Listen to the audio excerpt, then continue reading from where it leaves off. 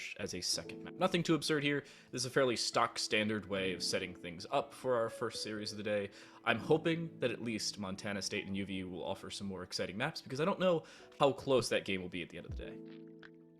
Yeah, I mean, I do want to comment that game I've been talking about a couple weeks ago for Hawaii. They started on Vertigo.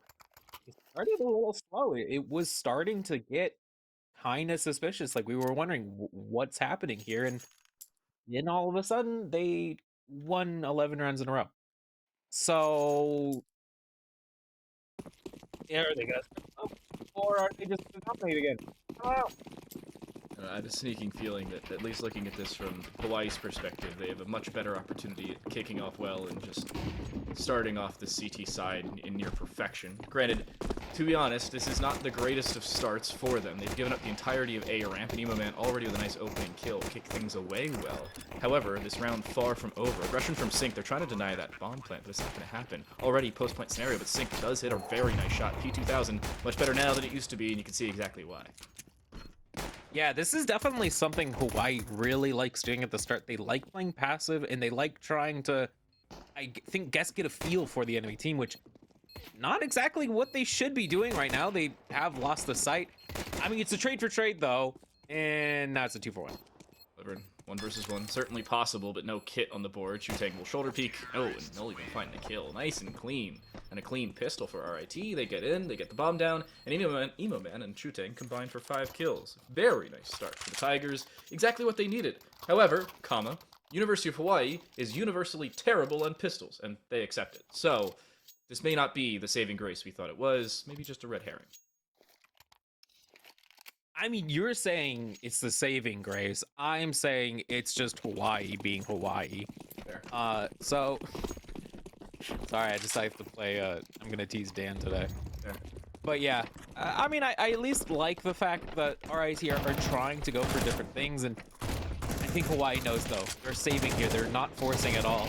They're just trying to get some kills. Oh, yeah. That's not gonna happen.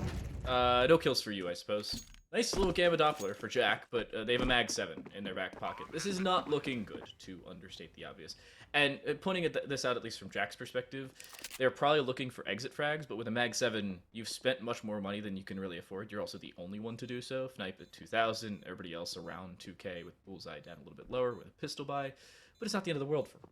Again, not good on pistols. The earlier part of most of their games has not been the greatest, especially against RIT earlier, against Marquette as well. This is not the end of the world for them. However, could be much worse. Jack, you're supposed to press mouse 1 if you want to shoot. Interesting finish to the round, but it's a finish nonetheless. RIT up 2-0. And I think, well, now now's the real game. I mean, now is where it really does start. Jack going for that again. Interesting little choice there, but yeah, now we're gonna be seeing the buy from Hawaii. You know, Snipe on with that N4. We're seeing a couple we're seeing those rifles out. Now is RIT's time to show what they've been practicing. This is where they have to do it. We're not gonna comment on that.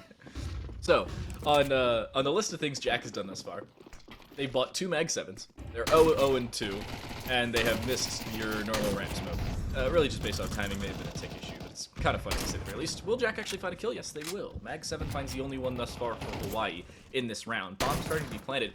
Captain falls off the map. I think they were trying to set up the ninja angle around the backside of default, and just like that, it's Fiskip alone. They got a bomb plant. Congratulations. Round's over. Hawaii win it. And Jack finds a 2-piece with that rebought up Mag 7. And you doubted it the first time. I was right to doubt it the first time. The second time... You saw the missed lineup. Okay, I was worried for a second, because like I kept hearing jumps and... yeah, well, now they have all rifles. This is effectively where Hawaii wins 10 in a row all the time. So we'll see where it goes. I really, I don't really have comments. I think RIT were trying to go for the site and then didn't as effectively as they had in other rounds. That's fair. Yeah. Well, to start things off, it seems like RIT is doing something similar to what we've seen before. Already, I'm very disappointed in RIT.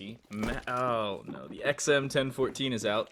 Everybody's favorite weapon in Collegiate Counter-Strike. I don't know how many games you've been here for Zohan, other than, what, like 2 weeks ago.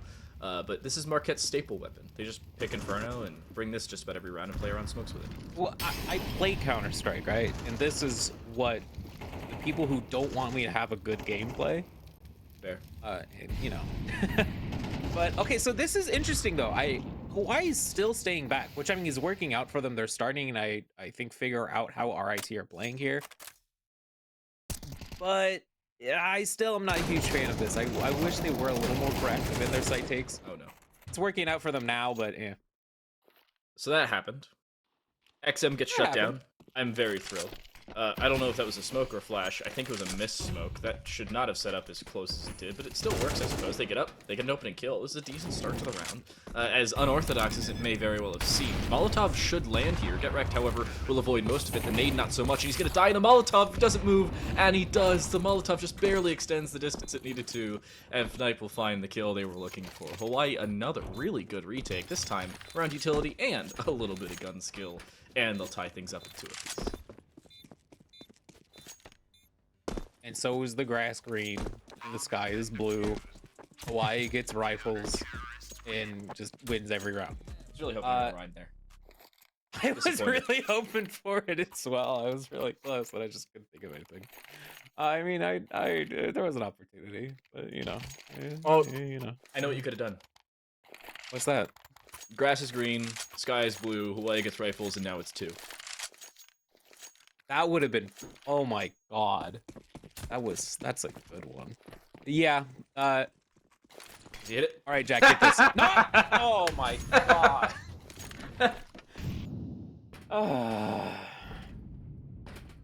I'm disappointed in you, Jack. Disappointed. Effing chat for Jack. Effing chat for Jack. So, the only thing I will really comment on RAT is I like the fact that they're using the same utility to take ramp and everything. But Hawaii has shown that they're just going to stay back every single round this time. So, they're just wasting utilities. Send forward. There's a flash around the corner. Emo man. Staring contest with the sun, they will lose it. And now it's a problem starting to develop. Get Wrecked fakes bomb plane. No, it's Chu Tank to fake the bomb plane. Get Wrecked holding this flank. Ends up finding one. No, Get Wrecked is sitting inside of elevator. I thought they were sitting bottom A ramp. Instead, now the flank is coming in. They're having difficulties now holding CT or the site itself. There is a reverse flank. I'll give Hawaii that. This round now far from over. Liverin trying to set something up. Will jump up, finds Captain, but the jump will end up costing him. Get Wrecked finds a 2-piece, making it 3 on the round. Another full house of frags, and it's a full house between the teams. RIT with 3, Hawaii now down 1 with just 2. I was wondering how you're gonna finish that. I was like, well, yeah, that's what a full house is. But that'll work. Yeah, I mean, this is kind of once again where we're starting to see the tendencies of both these teams. RIT likes to throw a lot of that util taking ramp. Hawaii trying to stay back because they're hoping that with their superior gunplay, they're going to be getting a lot of picks before a retake. I think it worked early on for Hawaii. They got a couple picks, you know, through the smoke, through a couple of ideas. But this time RIT worked out. Could have been close, but 2 frags left for Hawaii. Oh, and Chu Tang very much dead. Not really sure what the plan was there, sitting at the middle of A ramp without any help. Swing here from Emu Man. There's a flank behind him. Keep an eye on Bullseye on the top of your screen. Swing to the XM, finds 1. Will not be able to find a second. Now Captain, 1v5 has already found 2. And the issue here, you can see Hawaii backing away. They do not want to over-aggressive this, but they still will. They sync with the up to do so. Died again. I like this from Hawaii more. I like when they start playing towards ramp just a little bit. Because what it does is it forces RIT to have to check it. They're not just throwing util. They're not going through the patterns, soft clearing. Oh, no one's here. We take site. It makes them have to think more. And I think that's really where Hawaii shines, because then people get worried. They get scared. Which, you know, that's how I feel every time I play against a shotgun in this game. How I feel every time I play this game. Period. I just feel absolute dread. Yep. How I feel playing most games. This is why I cast. I don't have to play them as much. Oh, the Tech 9's up. Oh. It's working. Jesus Christ. 5th skip. Woo. Nice headshot from distance. 4v1. Fnipe is alone. Op in hand, though, has an opportunity at this. Spray through that would have killed somebody. Maybe two if he timed it right. Still hits a body shot through the floor, though, or through the orange box, and yeah, he'll back away. Smoke down, disengage. Knight will try to save the op. How successful will they be, though? The answer, fairly. Even get an exit. So how was your day going? Honestly, not bad. I just went out to get food. I was like, wait, my dining hall's closed, and I still need to eat dinner. So, like, 20 minutes before call time, I was like, oh yeah, just order Uber Eats and go pick it up. That's what I did. Did you eat? I'm currently halfway through eating Hawaiian Bros. It's like Is that like a chain there? Yeah, it's nice. It's like a Hawaiian chicken and rice spot. I figured it was ever so apt considering we're casting Hawaii first. Nice. I like Hawaiian food is really good because I have celiac disease, Okay. and especially as we're seeing Hawaii do this timeout, Hawaiian food is surprisingly gluten free. So it's Minus the kind of rice. a really interesting thing. Shut up. For everyone out there with an autoimmune disease, Dan, no. But no, it's what was it? There's a place down the street, and the way they do the pork, they're like, oh no, it's barely seasoned. It's just the way we cook it makes it so delicate. And I'm like, there's no soy sauce? And they're like, nope. And even our soy sauce, even our teriyaki is made with tamari. And I'm like, I love this place. So, all right, I will say this. Every time I've seen Hawaii take a timeout, they've won the round after. So it's usually been on for a full buy. So this is going to be interesting. Yeah, but then Sync could do that. Yeah, there's my point. Yeah, Deagle just swing in mid. He's ready for it. Picks up a free AK, even a Molotov to boot. And to make things even better for Hawaii, they're mostly disengaging here, so they have some supportive help around them. Smoke doesn't really miss, but it also doesn't find the exact position it's looking for. Jack goes 1 for 1 with mag 7. And all in all, it's looking fairly decent for Hawaii. The one bane of their existence, the Achilles heel, is not only one, but two separate aspects of Chutang's play. Not only could he flank towards A, try and pick up the site itself, but he also has fully opened the B site, and nobody can shut him down. Bullseye only has a USP, so even if he wanted to try and retake CT, he didn't have the weaponry to do so. He did not have the facilities for that big man.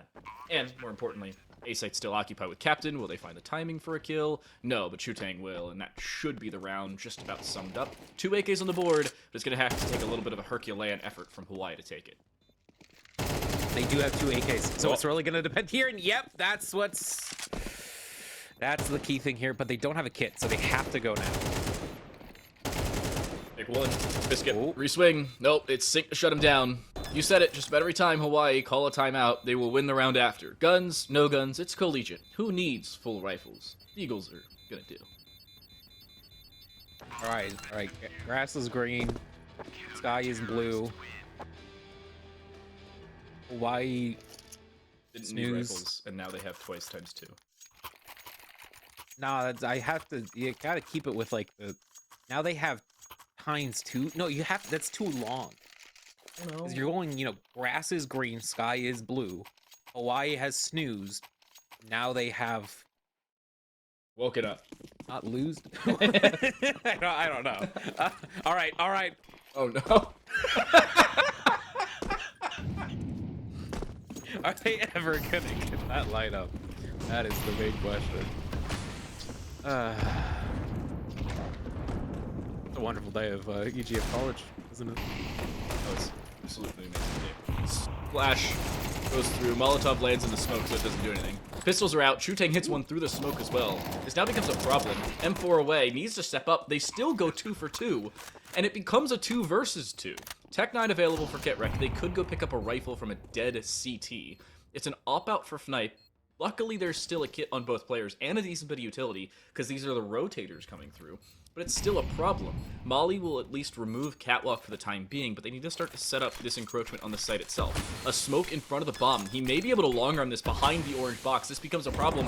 Nobody's swinging him. And even if they did, he's still behind oranges. Fnipe will just camp himself in the corner, save over the op, and ninja defuse Hawaii into the lead.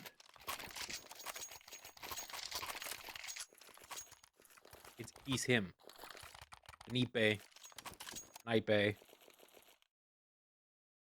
Anything you can call him. Otherwise known as one in his name. Number 1 in the game. So, yeah. Hawaii finally in the lead. long may they reign, I suppose.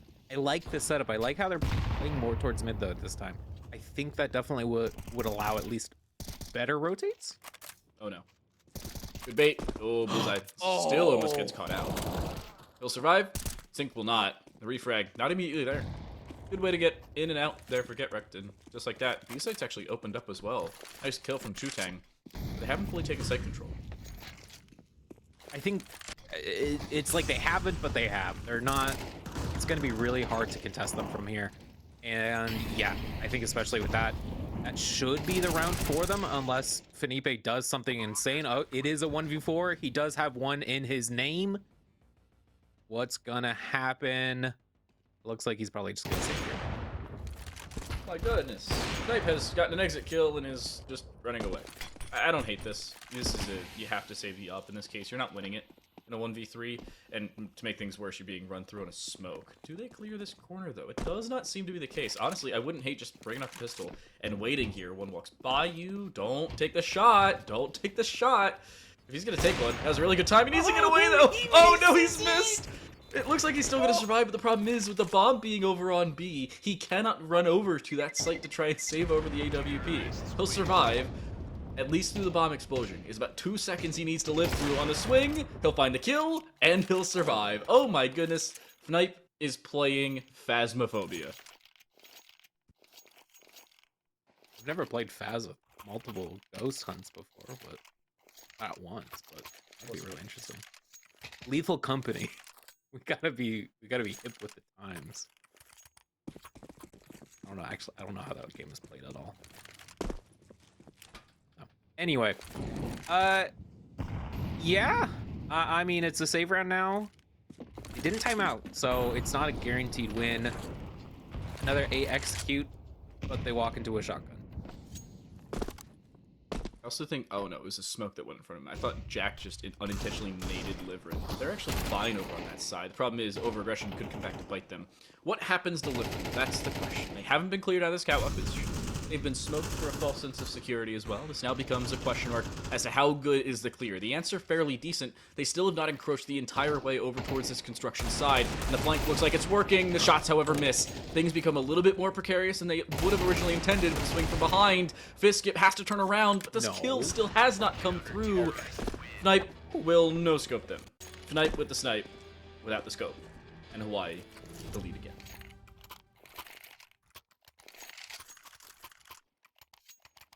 Do a rhyme. I'm waiting for it. Make one up. Oh, I've got nothing. Night. You got nothing? It's hard, especially because, you know, there's a lot of ipes, but, you know, it was tripe through the night, watching night. A snipe? Make a fright? Oh, get a snipe. No, get a fright. You can't say snipe and fright. It's too similar. You know, whatever. RAT getting to again. The last round of the half. Okay. Yeah, Fitzskip just wants to win this. Makes it a tied game. Is it going to be a tied game, though? I mean, it seems like Snipe again is aware of the flank. We've seen this before. Chutang has done this in a very similar situation, but it wasn't snuffed out as soon as it has been this time around. The question is, where does Chutang go, and is it immediately sleuthed away? Snipe re-swinging? No, they'll be shut down. Deagle, or sorry, AK will land the headshot they're looking for, and B-site, again, will be taken off the back of it. That should just be about a tie game. I don't see Bullseye pulling off a 1v3 while they've picked up 4 kills throughout the first 11. And never doubt it. especially as they're smoked off, they have to walk this way. Hey, they've picked up 1. They have a kit and a smoke. 4K required, and they're going the wrong way. And it's the last round of the half. They've got like 15 seconds to get on the bomb. 15 seconds in a dream. Oh, they're playing correctly. They're catching. They're trying to catch where they are. But yeah, you see one. Are you going to be seeing the other? And I think now you know where they are, but it is too late. And yeah, it's a 6-6 half on Vertigo again, which this kind of seems to be Hawaii's bread and butter. They like going 6-6. And then winning, you know, 87 games in a row. 87 games in a row. I mean, at this I point, don't know where I was going with it. Okay, you know, I think they've won it just all but one thus far this I season. worked 10 hours today, and then I was like, oh wait, I have to cast Counter-Strike, so I'm gonna go loopy. Nah, I'm just playing. I didn't wake up to 1:30. Unfortunately, we're not going to be able to see any more Jack lineups with the smoke, but maybe we'll see something on this A site take.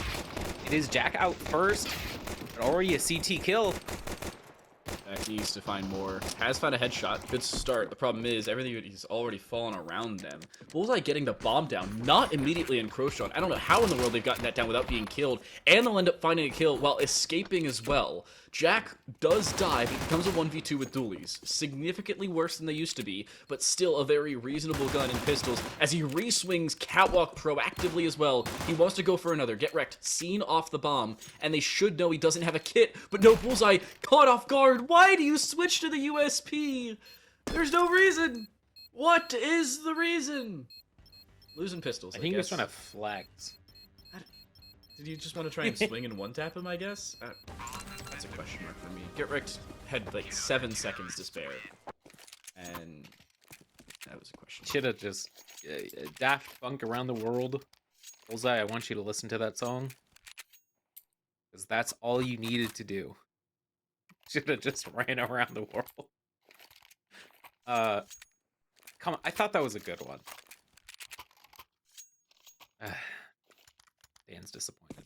Sorry, I'm making sure that my other computer's not dying while observing the game. So, okay, so this is interesting. Hawaii lost on T side. Didn't buy at all. They're forcing.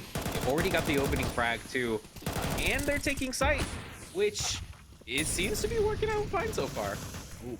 Afton has gotten in front of that Molotov, though, and a smoke pluming behind them. They do have a false sense of security on the Hawaii side. They may not be able to get this bomb down. The swing's well timed. There's one kill. They go 1 for 1, but overall, it's 2 for 1 in favor of Hawaii.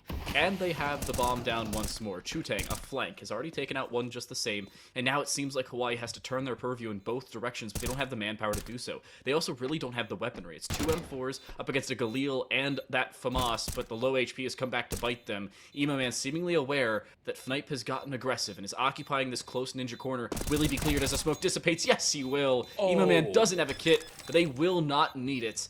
RIT go back-to-back in both halves. I brought this up before, I will bring it up again. In professional play, teams are 78% likely to win a game in regulation if they win the pistol and conversion round of both halves. And, as you look at the scoreboard, that's exactly what RIT has done. Pistol and conversion in both halves of MR12. Yeah, but do these pro teams have a guy named Fnipe on their team? No. No. No. Exactly. And these pro teams also are a little bit better in pistols on average. Right? So they're a little bit, you know, they've won like they make money off this game I think consistently. I think Hawaii all season has won like 4 pistol rounds or 5 pistol rounds. I'm not kidding. What's funny is that sounds amazing because I'm so bad at pistol rounds. It just shows us normies without pistol rounds that there is hope. Hey, there's hope here. So, I like this from Hawaii. I like them playing slow. Now they revealed where they are without getting too much for it. Is this going to cause a rotate, though? Doesn't look like it. I don't hate this. You get a little bit aggressive, at least on both sides. You find something to work around. I also don't hate what Hawaii's done these last couple rounds. They've gone, get aggressive, bomb plant. Even if you lose the round, you buy next. That's what we saw in round number 1 into 2, round number 2 now into 3, at least of the second half. And they've already also found an opening kill. Make it 2 in this second round, or third round of the half. And I'm getting some flashbacks to the previous round. However, it seems like it's a little bit more successful this time. Jack, again, finds 2. That should be just about it. I wouldn't hate a save for RIT. They do not have money. They also don't have kills. Make it 3 for Jack. Yeah, primary difference here is I think that last round was a little, I don't want to say lucky in the way that RIT was positioning themselves, but they were in the right spot at the right time. They were able to kind of hold a good spot where the smoke came down. It gave, you know, Hawaii that false sense of security, as you mentioned. And this round was just a really good site take for them. Obviously, Jack getting a lot of kills doesn't, you know, that doesn't hurt or anything. But yeah, now we're gonna be seeing RIT save here. This should be a tied game? Question mark? Hopefully. I mean, oh, are they? Yes, do see it. a stack. Anarchy. And it's a rush. It's not even a stack. They throw the correct smoke. The problem is the spray looks like it's working for this Hawaii side, and it's a quick cleanup on the bottom of the A ramp. And 6 people died. Yeah, and I think the round lasted about as many seconds, maybe 20, but that was quick for Hawaii. That's exactly what they needed.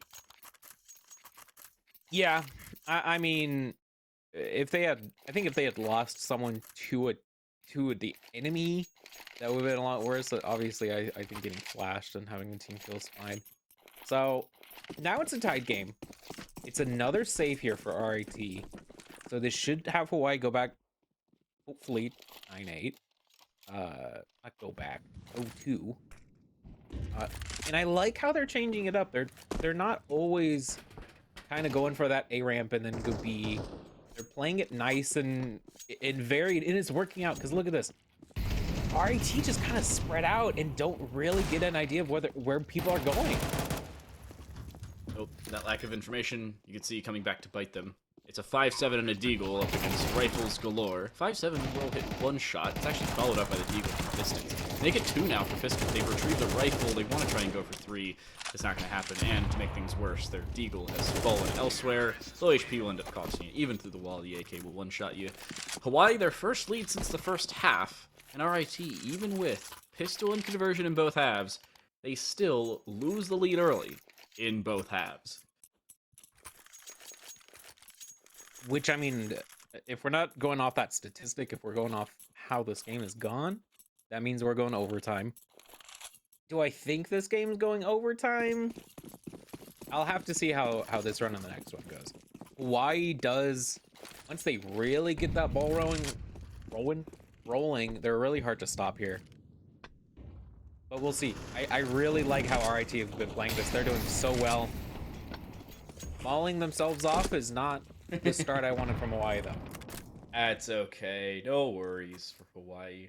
Fnipe still has an opening kill. Bullseye has at least some damage taken off, but they're still alive. They're looking good. That's the most important part on Hawaii's side. And the other important aspect of this is they seem to have a definitive plan. Sync has been boosted up. The way this box has changed may come back to bite them, but Sync will still be able to find that kill. Make it a second on 14 HP. They find 2 separate headshots, and they're going to get aggressive as well. This smoke is going in front of that Rafters position. If they walk in and see the smoke, they'll think Rafters is clear, or if Emaman just doesn't clear it, he'll die. A 1-tap from Sync, he's found 3 headshots on 14 collective HP, and the round seems to be done before it started. Swing from behind, he will not make it 4, and he definitely won't. Captain will finally shut him down, but congratulations, you found a consolation frag in a 1 versus 5. Hey, that is where the impossible happens. That's where the miracles happen. They got 2. What? They got 3. I mean, it still ends. It's still 10, but that was honestly, that was kind of anticlimactic. I was getting excited there, and then just it cut to 15 and the round just ends. So, we'll see how that. We'll see how this round goes, though. I think this is the critical one. I think if RIT able to do anything to Hawaii this round, if they're able to even just take a chunk of that, anything out of that economy there, I think there's a hope. But they have to do something now. I mean, the issue is it's not looking great. They just had a round where they had full buy, and they lost it fairly definitively, albeit it was kind of Sync looking insanely good. I don't think that's going to change anytime soon, but the problem still remains, how do you shut that player down with or without rifles? Follow-up nade up towards scaffolding does not find lethal damage. Emo Man now trying to get aggressive. He's seen. There are 3 players all intently holding this scaffolding position. Sync will walk into his teammates. Probably not the greatest of ideas there, but he'll still find a kill because he doesn't care. Make it 2, and the round's over. It is a low HP Captain with a Deagle, and a full HP Fiskit, who has just a P250, and Sync has found a third kill. In back-to-back rounds, Hawaii, they are throwing the kitchen sink at RIT, and it seems like the ceramic is landing. The way you finished that made me think you're saying, like, Air Force One has landed. I appreciate that. Yeah, but as I mentioned before, Hawaii's economy is just, their bank is starting to grow a little too much. This is where it is going to have to be perfect play from RIT to, you know, to take a dent, to take a chance. I like this. I like this aggression towards, you know, cutting off B. They're backing off, which I like. And now Hawaii's kind of taking the bait. Now they're trying to back up. Is it going to be working out for them, though? Yeah. That's kind of my answer there. I mean, I'm also looking at this from RIT's perspective and saying, what has changed these last couple of rounds? Seeing a little bit more forward positioning, and it gets shut down immediately. It was a good change, just not good execution. That's the issue you're seeing here. You're also seeing a much quicker rotation around. M4 needs to find a kill. If it goes down at all, and it's not going to happen, Libran will shut it down. That may very well be the round in and of itself gone. And smokes galore thrown in and around the site. Op is available for GetWrecked, but they can't see a dang thing. They're just staring at smoke, and Sync has gotten aggressive again. Look at them, ever so close. Not seen. They have seen one, though, an Emo Man around the outside will be able to find a kill, but they'll be shut down immediately thereafter. A refrag is there, 2 for 2. It becomes a 1 versus 1. Ops galore, and it seems like the off 1v1 may very well go GetWrecked's way. They've already picked up 2 kills in the round, and they've shown their prowess with the big green, and they've even swung around. That Molotov, if it lands, makes things significantly more difficult, but the Molotov in return, that may very well end the round, and Bullseye's gotten much more aggressive than they even needed to be originally. P2000, not good enough as Bullseye switches to the AK, and Hawaii will go on a map point. That was way closer than it should have been, by the way. I don't know if anyone noticed. Vinipe did get team killed there, which was, I mean, it took away all of the player advantage that Hawaii had in that round. And it got close. I mean, you know, that 1 in every 2 chances of getting that shot there, that GetWrecked shot, that would have been just the end of that round for Hawaii there. But that's the way the cookie crumbles. I can't even eat cookies, so I don't know why I'm using that one anymore. But hey, it's match point. This is, oh, that's some good information. Sync, why did Sync jump there? Oh. I think they were trying to set up a run boost, and Sync was like first jump, and then he jumped himself. I don't know how that worked, but Sync finds an open kill. Looking for a second, they have support from behind them. They may not even need it. About 150 damage done by one player alone, again in this round. Now A site seems running to be forward, by the way. Let's just comment. It's not like just good play. It's just he's just running at them. Yeah. I mean, it's working. Oh, and that's bad. Up, clears a close crane, and that may very well be the map. RIT is a 2v5 to come back from, and one player's low, and they have 1 kit and a flash and a smoke. On today's episode of Not a Great Scenario.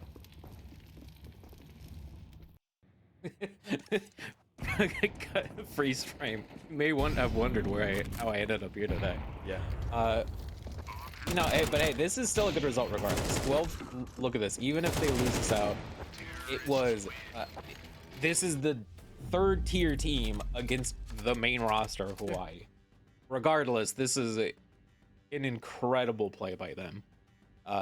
Still very proud regardless of, I think this was expected, but still just a great fight by RIT. Yeah, and in all fairness to RIT's Division I team, they're like a top 5 team in the nation, so I don't know if it's very like comparable. But Hawaii, they have just started up this season. And the fact that they've just started up, and they're playing off mainland USA, it's looking pretty good for them. They've gotten good scrims in, even with some more constricted time, considering they are 3 hours behind Pacific Coast, or 2 hours behind the Pacific Coast. You get the general idea. Hawaii's made very big strides. Even since starting, they've looked very good. Will that continue, though? Not only in this season, but maybe even in this series. We have the answer in just a few minutes, but we still have another map to play. We'll come back with map number 2 in just a little bit.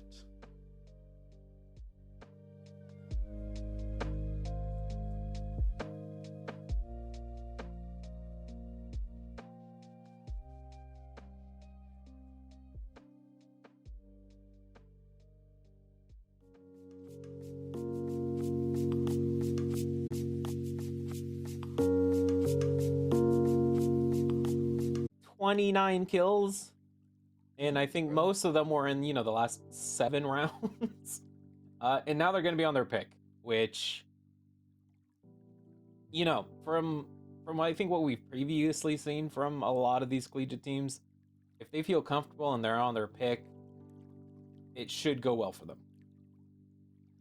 I mean, it should, but it's no guarantee. I think that's the most important aspect of this for Hawaii. They need to be able to start off a little bit better. Now, albeit, the last time these two teams played, I say this while totally already having up the score and not looking back at it right now or anything.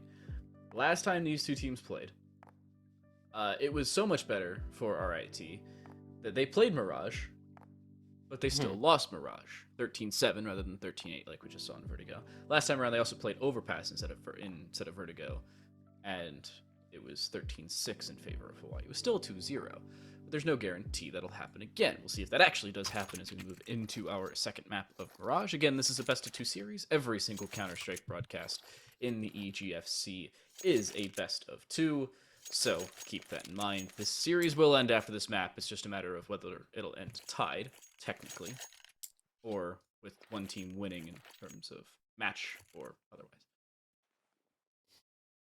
Well, Hawaii's starting with a timeout, so we know what's gonna happen now on this pistol. So this Maybe is that's actually too their much strat. play. This is their strat. So I mean, this is the immovable force, or unstoppable force versus the immovable object. Which curse is gonna hit Hawaii here? Are they going to win at because they paused, or are they going to lose because it's a pistol? I don't know. I mean, there's obviously the opportunity for them to walk away with this one easily. But the other conversation, at least for RIT, is it's a CT side on your opponent's map pick. And you also have to keep in mind that Hawaii has seemed a little bit better in more recent pistol rounds compared to what has been previous. So, I don't know. There's a real 6 and 1/2 dozen the other. No guarantees on either side. I'm looking at You're this. looking at this logically. There's position here. I mean, yeah, but usually Hawaii would bring in a lot of utility here. That's not the case. They're running a flashbang and a Tech 9 with 4 pieces of armor.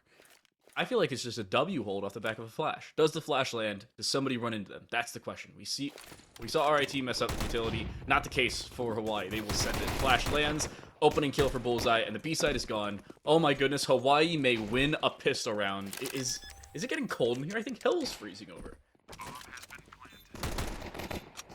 All right. So once again, just so everyone knows, the law that Hawaii has to win after they paused is so strong that it counteracted their losing pistol rounds. Look at this. They had 4 people left alive, Dan. Because they paused. I don't know. Maybe if they just use all their timeouts in the first 2 rounds of each half, you get 4 timeouts. Just go away. Yeah, I mean, 13-0. I feel like that math would track. I'm no expert, but I feel like that math would track. You have 4 rounds you lost in the previous map of the 8 that you lost total. Those are guaranteed losses for you in most games. Maybe just call a timeout before them and, use all 4 of your timeouts to virtually guarantee superstition. Instantly. Imagine that works. It would be amazing, and I think unfortunately, look, I mean, this is what happens when they have guns. When they have guns, they usually win out rounds, and RIT, I think, fell for the bait. They stacked A. Yeah, they on the wrong side there, bud. Everybody was there. They even took mid on the Hawaii side. This is a fairly nothing round, all things considered. It's just a how much can we recover and how quickly can we recuperate it.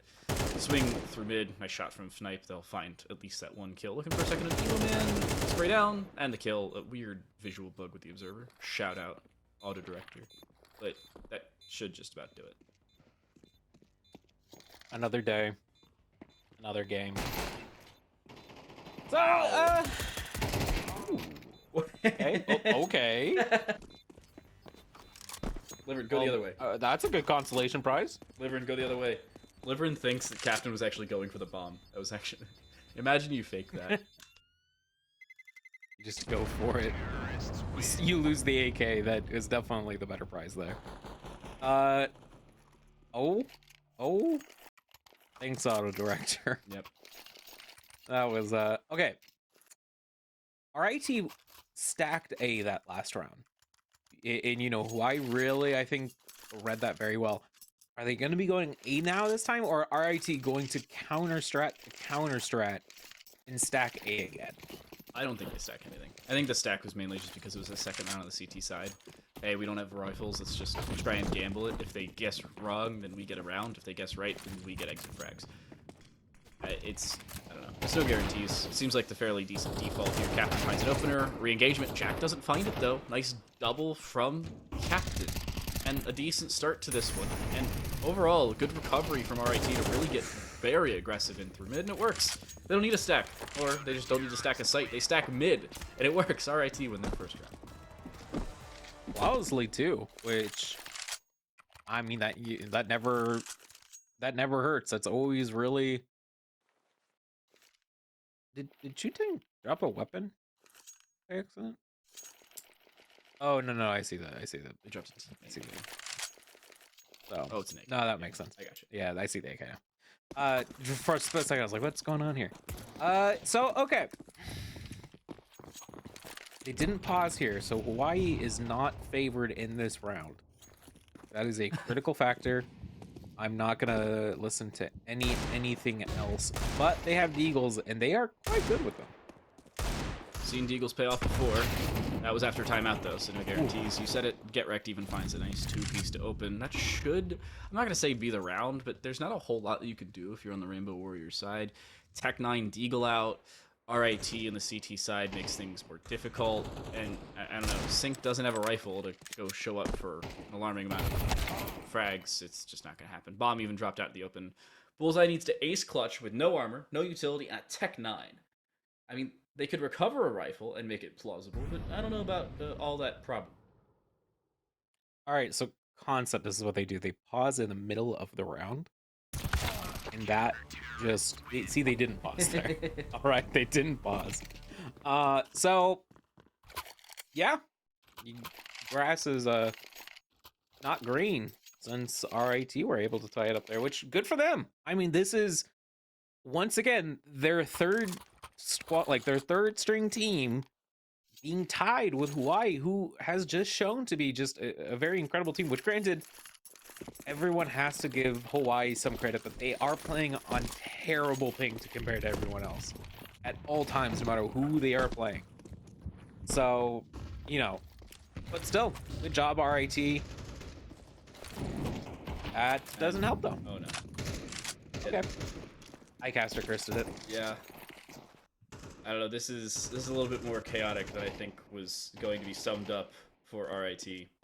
A straight rush of mid, this time right in. Fiskip, they find an opener. That should be good enough to start to bring this back. Emo Man finds a nice hiding spot on B and makes this a reasonable round. The issue is Fiskip is alone and has already taken a decent bit of early damage. They see Sync on this aggression. I don't know if Sync wants to get back. It seems like they do. And Molotov just to deny that early re-engagement. It's a really good utility and Snipe even through the fire and the flames. I don't know. Didn't know it was same level of rock and roll, but I suppose it works. Hawaii pick up a third. Have you ever played Fallout New Vegas? No. I have played Fallout 4, but not New Vegas. All right, so if y'all don't know Fallout New Vegas, there's a character, Joshua Graham, who, through all of his story, effectively got, you know, he was burned very badly. And he has a really incredible line where he goes, "I survived because the fire within me burned brighter than the fire on me." And it's a really cool line. It doesn't make any sense, but it's a really cool line. And, ooh, get wrecked. Are they going to be... Get wrecked. Turn around. What? Oh, no. He saw him. Oh! He looked at him. Huh? I don't know how that works. Oh. And Oh, Fiskip no. guys to Palace. This is a weird round. Just to keep this in mind, the bomb is currently at the top right of the mini-map. That is the bottom of T stairs into the apartments, and makes things a little bit more chaotic, to say the very least. You have A site control, you have B site control, but you don't have bomb control, and that is of your own doing, which makes this even more hysterical at the end of the day. Bullseye finds a nice kill, and this flank may very well end up working. Jack needs to swing in the next 2 or 3 seconds, though, and no, Emo Man is tucked into CT spawn. Jack isn't going to see them because of their cut-off field of vision.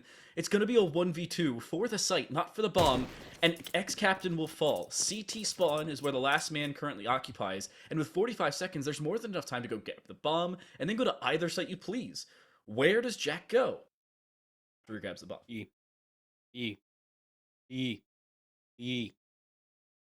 Oh, Hey, come on. Hey. Come Oh, and he's going to sprint it. on. Oh, no, this is a problem. Emo Man's just waiting in sandwich. There's no way he wins this round. There's no way he clears this. He's going to make too much noise. Emo Man's going to turn that direction. Does Jack clear the corner? Everybody's favorite game. It looks like he knew about it, at least the possibility, but he doesn't fully clear it. And this, kids, is why you clear your corners in a 1v1. This soft clearing is bad. We've write it 10,000 times. Soft clear does not work. Yeah. Well, they should have gone B. That's all I can say. But hey, now they have Deagles again. They didn't pause though. Obviously, by the rule of superstition, that doesn't mean that means they're not going to have, you know, the aim of simple and twists and every player put together. But I like this. I like that they're going for B. They've been going mid a lot of these save rounds, and RIT has shown so much strength down mid. I honestly just think it's looking a lot better for RIT when they have that early occupation. If they get there, they have that control to work with, they don't have to worry about recuperating their losses, then they're in a much better scenario. But, Hawaii has gained B control almost fully without seeing anybody. Emo Man's the only one here. AK out, he reswings the wrong side, and he'll be reswung. AK needs to find 2, but it only goes 1 for 1. And the issue is, all of his support is currently occupying catwalk only. It will deny the AK being retrieved immediately, but it won't find him kills as Fnight shuts him down. This now becomes a lot more reasonable for IT. Make it a double for Fnight. 1v2 though. But who knows? They have to push in. Oh. No. He's found one. Delivering. Aware that second player currently occupies the apartments, has seen him, but can't find the immediate kill, and this makes it a lot more difficult. Smoke down, ring around the Rosie with the main bomb site, but hop on the bomb there for Fiskip. The bait seems to be working, but Liverin has jumped back around the other corner. I don't know if there's going to be enough time for Fiskip. He does not have a kit, and therefore does not have the time. He'll also, for some reason, run the wrong direction and die to the bomb inside of the market rather than running into CT spawn. .exe for me. Hawaii retake the lead. He's trying to save the op, I think. Which, yeah, was gonna blow up. So I don't know. Okay, that was exactly what they needed. An incredible round. And remember how I talked about, around the world? That's what they did this time. They ran around the world. Yeah. So. Oh, but we do have a DC, unfortunately, from the Clutchmeister themselves. Which, hey, it's a 4v4, so we'll see how that goes. It's a 4v4 with pistols. That is what makes things a little bit more challenging, to say the very least. Bomb on the board makes things, I'll say, odd, at least on their perspective. Bullseye running through apps is getting flanked right now. If he hears it, then he'll find the kill. Bomb has been seen, though. That, again, makes things much more weird than at least we'd originally first intend. USP shots somehow don't find even really damage. And it will seem like Bomb will get planted on the B side, but it is still that 2v3 because of the disconnect earlier. 2v3, and they have an op. Like, Snipe did die. So there's rifles in, good rifles. They didn't plant. Oh, wait. He's going A, and it's going to work. But he doesn't clear vents. This is so weird because you still have. Oh my god, wait, he's right behind him. There's one behind him. There's no idea. Absolutely no clue. Oh my god. Benefit, at least. Get Rex looks like he's going back towards A. Is like, wait, something's up here. But again, timing. Bullseye gets out without being seen. Will he clear ladder? Will he be seen from ladder? None of the above, it seems. Get wrecked seen, get wrecked killed, 1 kill picked up, but he plays open. Oh no! He'll still find the kill though! Emo Man dispatched of, Captain and Bullseye, both for 3 kills, both in a 1 versus 1. This is for the lead doubled up for Hawaii, or a now tied up game for RIT. And Bullseye will not have the time to get into Palace safely, and he'll need it. Captain finds 4 kills, and lives on 3 HP. And RIT will tie it up at 4 apiece. Yeah, that was not what I expected, to say the least, when they were going A. I was waiting so many times for the that superstition of, are they behind me? Are they right behind me? It didn't work out. When it gets too quiet, I just do a 180. All the time. Every single, it's like they're behind me. So okay, so at least they have all their players again. That is a positive thing. But they have pistols again. I really kind of don't know where to go with this. Hawaii just keeps doing things that every time I say it's not going to work. The weird part is they're running a default in a round where they just have pistols. And it seems like it's not the most absurd thing. Well, they have 2 now. They now have... Wait, hold up. They have 2 kills as well. If Knight wants to get aggressive, hot flash himself in towards the window. It actually turns into a kill there for a Liverin. And it's a 1v3 on the A site alone, of which Bullseye finds the kill. Emo Man now left in a true 1v3. Bomb down on A, planted, not dropped. And to make things even more bad, you have 2 rifles picked up. It could be a third as well. It will be a third. It's a true 3v1. Question mark? Like, confused XD? Okay. I thought Hawaii were bad with pistols. What's going on here? So... Okay. Really all I can say. That was just a very interesting round here, Dan. Very, very interesting round.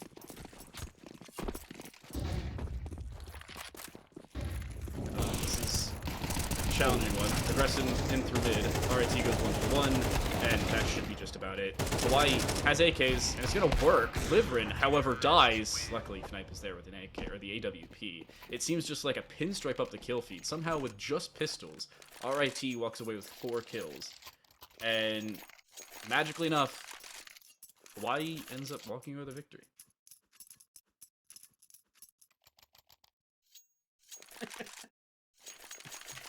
Hear me out. Why it just paused? So okay, now we're gonna be going into their CT side with Hawaii up because they paused. I'm gonna actually be kind of sad if they somehow lose this pause, because like I have literally not. Because I've seen them literally win every single time they pause. It's an absolutely incredible, like, it's a weird stat. It is a bizarre stat. Yeah. All right. Oh, they're calling 2 timeouts. They're just making sure. A double they're 5-0ing this round. There's no physical way. If they lose this, you can't double pause. That's gonna be the news. I feel like that's a flag in professional football somewhere. You call back-to-back timeouts. This is going to be this has to be either the start of a new superstition, where it's like a caveat, or they're just gonna flawless round this. Who knows? This is weird. Does it cancel it out? Is it like crossing? Yeah, one that's what I'm set of thinking. Is it would cancel it both? out? Yeah. They time out. Nah, this is genius. This is genius. They invert the possible curse to the curse. They invert the. This is going to be absolutely insane. Oh. All right, so the triple timeout Uh, I'm half guessing it's probably because the player is having some connection issues or something. But logic aside, because I don't believe in logic, I think that, yeah, I think the second one would have canceled out the win. So this one kind of brings it back. Has to, right? Where you go back and forth. I don't know what's happening in terms of like a disconnection. That may be the case. It doesn't seem like it, luckily enough. So all is okay. Everybody's ping is functional and everybody looks fine. But just weird scenario for RIT there. And it seems like it will be okay for RIT. Just deagles again, and you have the one MP9. I think this is the first time we've seen an MP9 today, interestingly enough. And they're stacking the A site again. This is something we've seen from them before. This time it is the correct guess, just for... Oh, okay. Snipe does that. Never mind. Oh, that could actually be huge. They didn't get that Sands there, which... And then they went down to half HP, and they cleared the other corner anyway. So... Yep. All right, if He's gonna get knifed. He's gonna get knifed. Oh my god. He's gonna get knifed! The new superstition has been set. The triple pause results in a flawless round for Hawaii with a knife to end it. And we are witnessing EGFC lore in the making. Yeah, this has got to be at least a decent comeback, attainable at the end of the day for RIT, but you have rifles, you have something substantive to bring this at least as a possibility. But you also have to remember, if you're looking at this from at least the point of view of RIT, you've had some difficulties winning opening gunfights. You didn't get the benefit of winning pistol and conversion this time around. It would have been, what, 6-5 right now favoring them rather than 7-4 against them. And just like that, it's a completely different ball game. Rushing onto A, first time we've really seen a breakout of the A site, at least immediately after the round started in sync. We'll find the opening kill. Everybody take a drink at this point, because they've looked good throughout. Ooh, okay, that was a huge kill there. That smoke kinda not really doing Hawaii any favors. Yeah, sure, it cuts off vision, but it definitely allows RET to take a lot of space there. This is still going to be really cautious for them. Down. They go 1 for 1. Break out of CT. Oh my goodness, it doesn't work though. It's still being washed. Bullseye ends up finding the kill at the end of the day, and the 1 for 1 trade at the back of the end of the half. It will go Hawaii's way. It seems like the pistol and conversion round were indeed the determining factor as to whether RIT can stay in the game. And to make matters worse, it's now the CT side of Hawaii's map selection, and they've looked good on pistols. However, they don't have Jack, and they don't have any more timeouts to save him. He did take 3 timeouts though, so because we're establishing new lore today. Yep. They did take a triple timeout, and they won both rounds. You know, handily, and then that was a clutch for that last round. So this could be. We still might be seeing that effect of the you know, chartered timeouts. We'll see. We'll see. It is an A-site take. Good smoke. Oh no. Not for apps though. Alice, excuse me. They lose the opening kill. They haven't gotten the bomb down yet. That makes things even more bad, and the cross smoke doesn't fully cover the stairs position. That makes things even worse at the end of the day. Get wrecked in a 1 versus 4, makes it a 1v2, and still has some health to write home about. Finds a 3rd kill, low HP for Liver, and wouldn't have mattered. He makes it 4 onto Bullseye. Headshots for everybody. He's like Oprah, dishing them out and bringing in the pistol rounds for RIT, and they'll ever so courteously call a timeout just to make sure Jack is back. Okay, so I think what we can establish here is timeouts are half specific. Hawaii still lost that pistol round, so it is, you know, that's a very, very, very strong moment for RIT there, of course. So, okay, this is an interesting buy. I like this from Hawaii. I didn't like the full save they did on Mirage on their CT side, and never mind, they're just forcing. I don't know. I honestly don't hate this. I don't hate it, but I like the kind of like we're better with our shots, so worldwide Eagles, and now it's just a force buy. So the only thing I see here is forced up Deagles, plural. I was about to say possibility of Snipe playing from distance with the Deagle from window, but that doesn't work. And they're stacking over towards this catwalk side just for Chutang to spray down both of them with a single spray, and they were trying the totem pole. This is not good for Hawaii. Start of this half needed to be a little bit better, and the fact that they commit to the second round means they can't buy in round number 3 of the half. Swing from the Deagle, hey, they'll find one kill, and an AK. Liverin should be able to escape with that one, at least if they have the time to do so. They'll find a second kill. This now becomes reasonable, but oh no, the vents were occupied. That should be it, and it is indeed. XM1014 is not that good from distance. It'll be back-to-back for RIT. Make it a decent showing in the second half of play. Decent showing, definitely.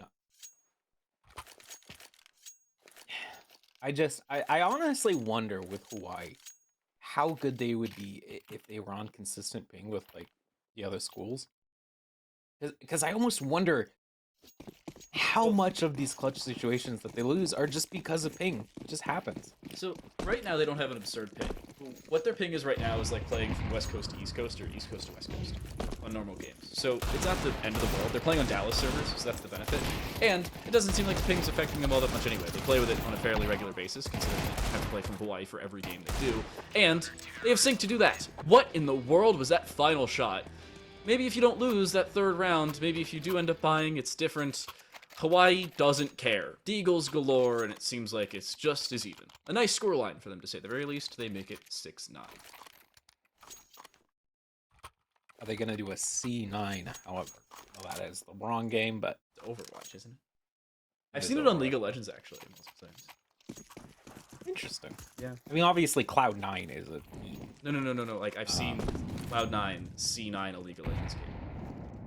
Interesting. Yep. They left their base undefended. It was actually very funny. Wow. E1 winning was actually... That was the first League game I've ever actually watched. So, one little fact. I've never played League.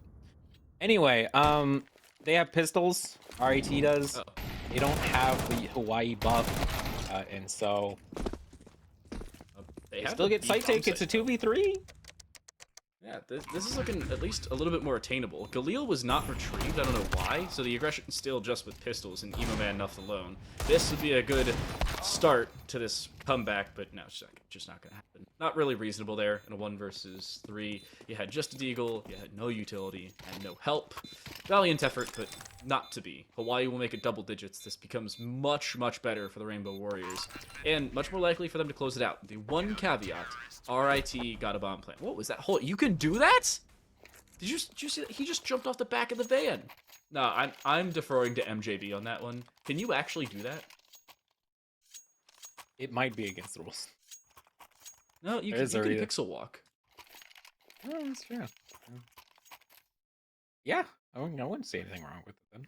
I don't think it gives you an unfair advantage, so... It's fine. That's what I'm gonna say. So... Okay, there's another B hit. There. Ooh, okay. Those mollies are gonna slow it down a little too much. Look it off. It's much a little delayed here in CS2, but it still goes reasonably well. Spray down, back and forth. Overall, 2-2. Jack ends up tying their teammates Molotov somehow, and Fiskett finds a return frag. You see the 3v3. Again, RIT has site control, but it becomes much more difficult when you don't have that same level of off-site pressure, and that what may become their Achilles heel. Chutang occupying this far side, not looking towards market window, somehow doesn't end up getting him killed, and Sink in a 1 versus 2 has an op instead of an AK or a Deagle at the end of the day. He could switch to the Deagle if he really wanted to, but he still has to clear both positions, get right, and the backside of the site. He sees the shoulder. He doesn't know it, though. We have the benefit of X-ray vision. He, at the end of the day, may not need it. He flicked away. Could have been, would have been, should have been. Ended up not being the case. And RIT will pick up their 7th.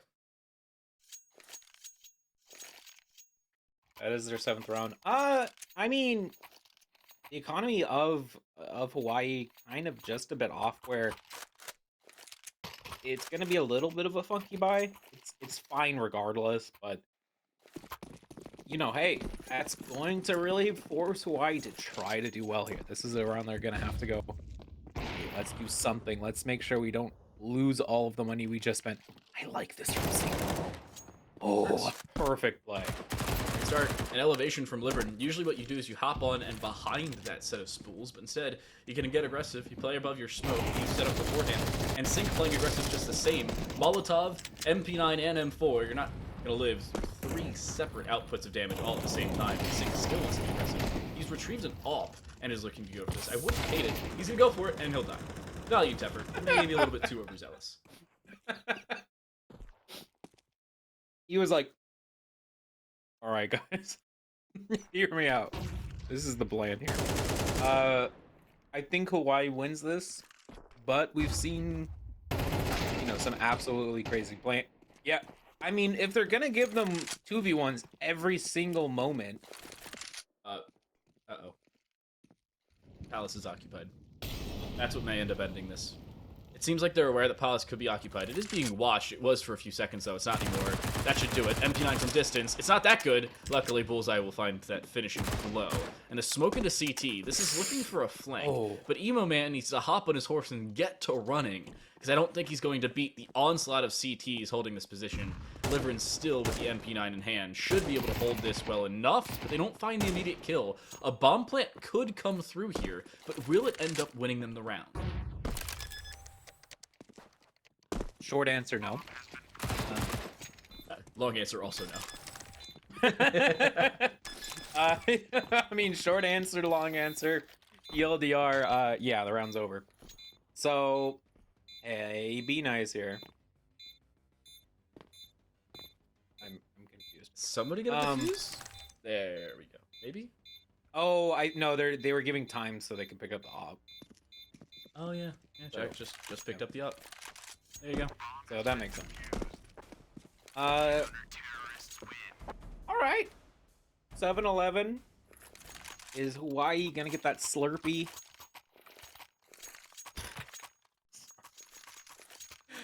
Oh man. So. Hey, wait. What's your favorite form of like Slurpee type drink? Do you like Slurpees or Ices?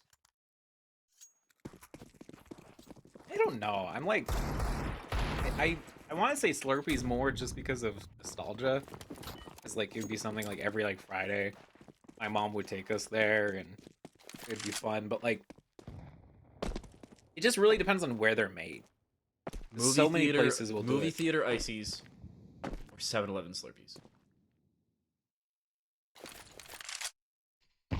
7-Eleven Slurpees. Well, nice dade. They'll get that same level of luck with Slurpees every Friday. That's really nice. I wish I got Slurpees every Friday. However, it is the abs control most of the Bullseye. Spray down. That one doesn't win, but Liverin finds a kill on the flank. They currently occupy the T apps, and it ends up working at the end of the day. Bullseye even finds a kill through that smoke.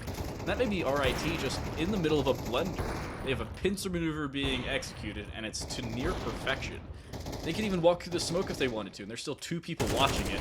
Spray down, missed the first opportunity. Captain actually wins that first fight somehow with that attempted aggression. It's the Tech 9 that shuts it down. Tech 9 out here for Captain, but they're not going to find anything more. It's not for Fnipe. That would be the best opportunity for them to win it. They find a second kill. That's about it. Hawaii on the match points. You could go 12-8 and 12-7 rather than 12-7 and 12-6. An improvement from RIP nonetheless. So,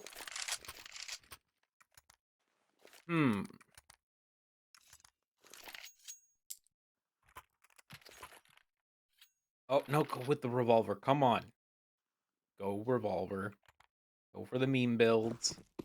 And unfortunately, they don't. Okay, so they're going to play that kind of mid-heavy B aggression again. I don't know if it's going to work out for them. Never mind. They got the opening frag. They win this round. It's going to go overtime. All right, so you have a good start. They have a good follow-up as well. Fiskip finds a nice kill. The issue is they don't have all that control, even with a nice opening kill or two. Knight wants to try and re-smoke this and maybe get aggressive off the back of it. Jack just got walked in on, and he dies off the back of it. A nade as a pseudo flash in the middle of the smoke, and he finds a kill. He gets headshot, but through the wall, so it doesn't do as much damage. But it's still up to Fnipe. It's Jame time, ladies and gentlemen. Time to save the op. He has no idea that they didn't actually fully cross. True Tank is just waiting inside the market door, and he'll find the headshot. RIT make it 8. But why not done? Not out of this one just yet. They aren't, and this is the start of the comeback. I'm calling it now. I was spinning in my chair and I almost fell off. So, Is that double op or is it? My screen's a little pixelated. Yeah. Oh no, that's it. Is that double? Oh, okay. Sync and We'll living. see how it goes.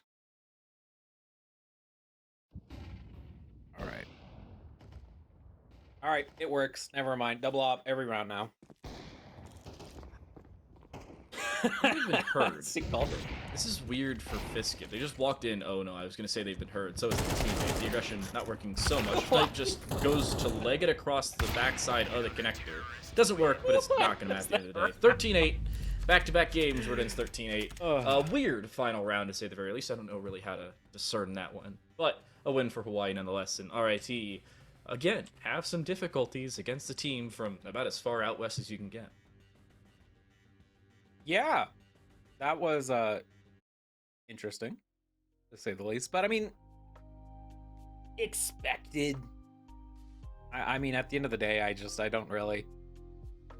Yeah. It's kind of like I expect Hawaii to win, but RIT, it did really well. That was definitely a couple strange rounds, to say the least, but I had fun nonetheless. Some lore has been established today, which I hope to see long continue in the future. Yeah, RIT, they improved from last time, but the improvements on Vertigo compared to what we've seen on them from Vertigo in previous games really came from their pistol rounds and conversion rounds. The first 2 rounds of each half, they picked up basically 4 free rounds. Now again, Hawaii not the greatest at pistol rounds, but RIT needed more than just those, and they only found a few more than just those to make it 13-8. Map 2, they didn't rely on pistol rounds, but they also, because they didn't have those pistol rounds, didn't have the same collective momentum they were probably relying on. Wasn't their map selection, wasn't as predictable for them to end up walking away with it. It was still close, but again, at the end of the day, just not quite for them to try and pick up the game. That's it for our first series of the day. We're going to come back with an interview from a member of Hawaii. Who it is, TBD. Apparently Sync is being a shy boy, so we'll find out if it's him or if it's Blaze for the upteenth week in a row. We'll be right back.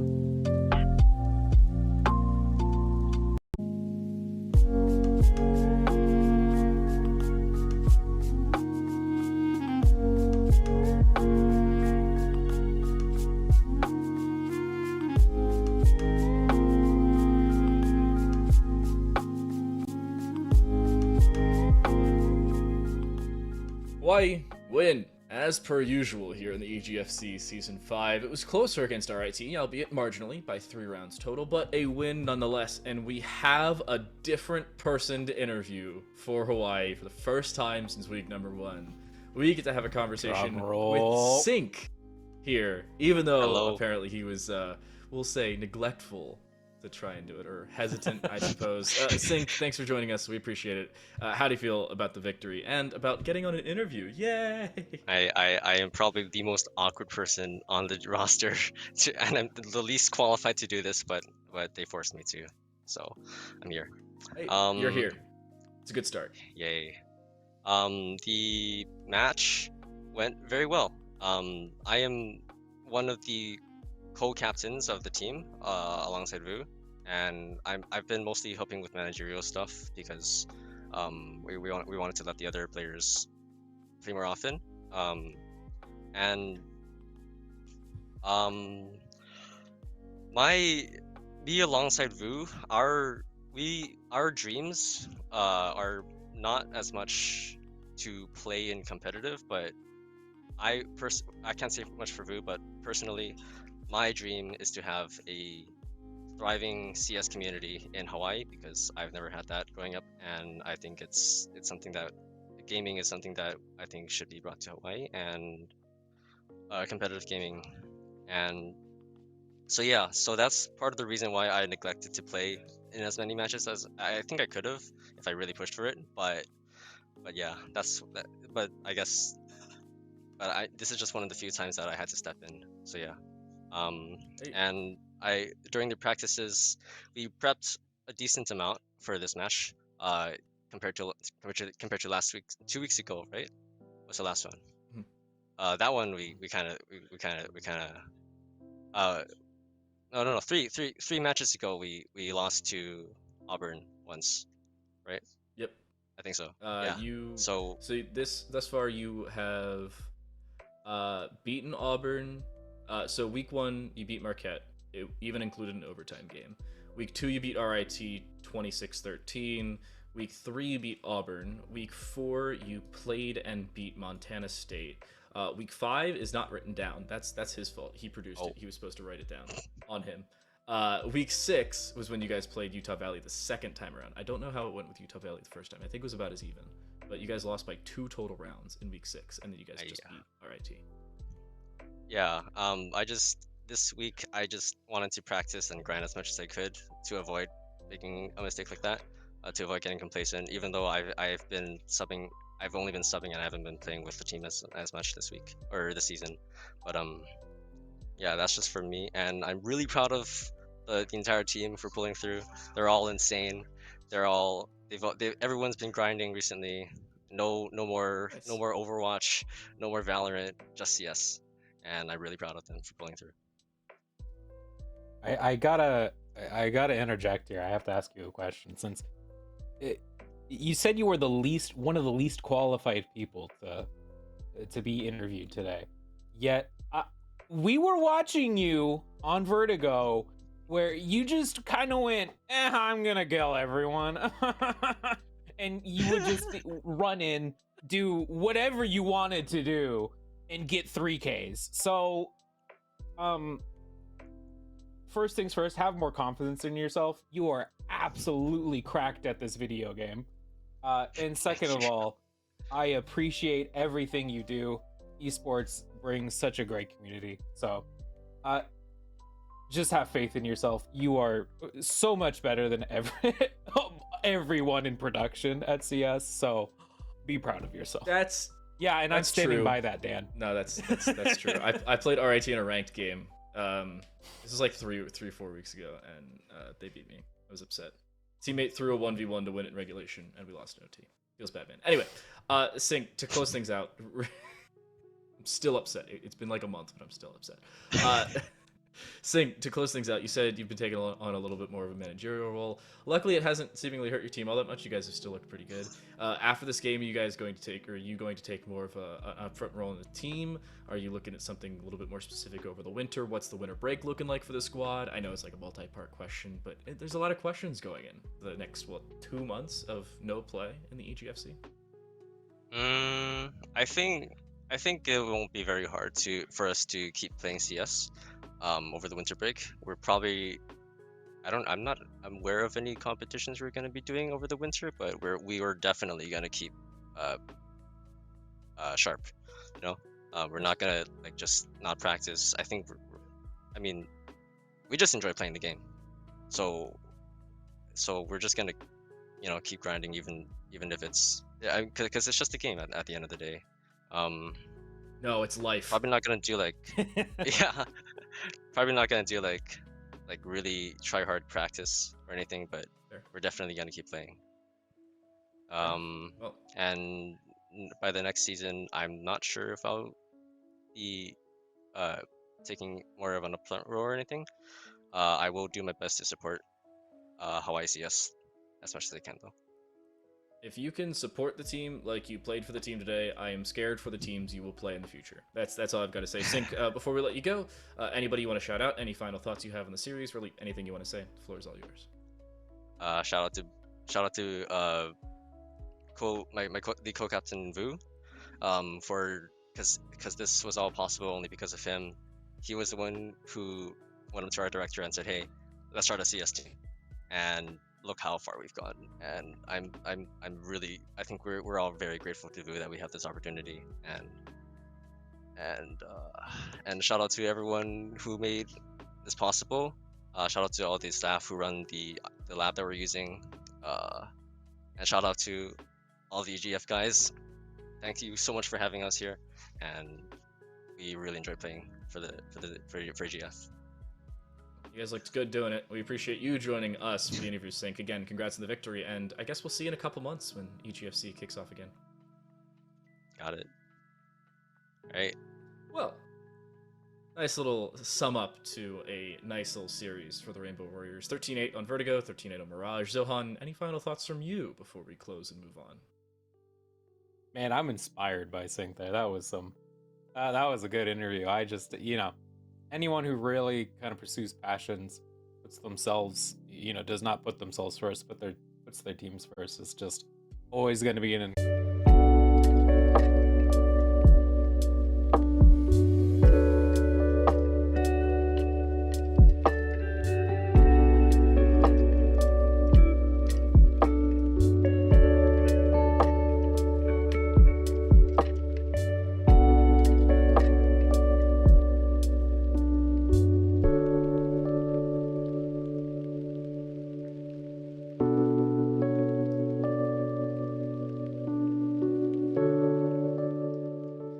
One series done, still one left to go here in our fall semester. I'm Time to Light. Still joining alongside me here is Zohan, and it's UVU taking on the unfortunately winless Montana State. UVU only on stream 3 times thus far this season due to scheduling conflicts with Hawaii. So they have had some hidden VODs, but they've also looked pretty good in the games they have, or in this case, have not played on stream.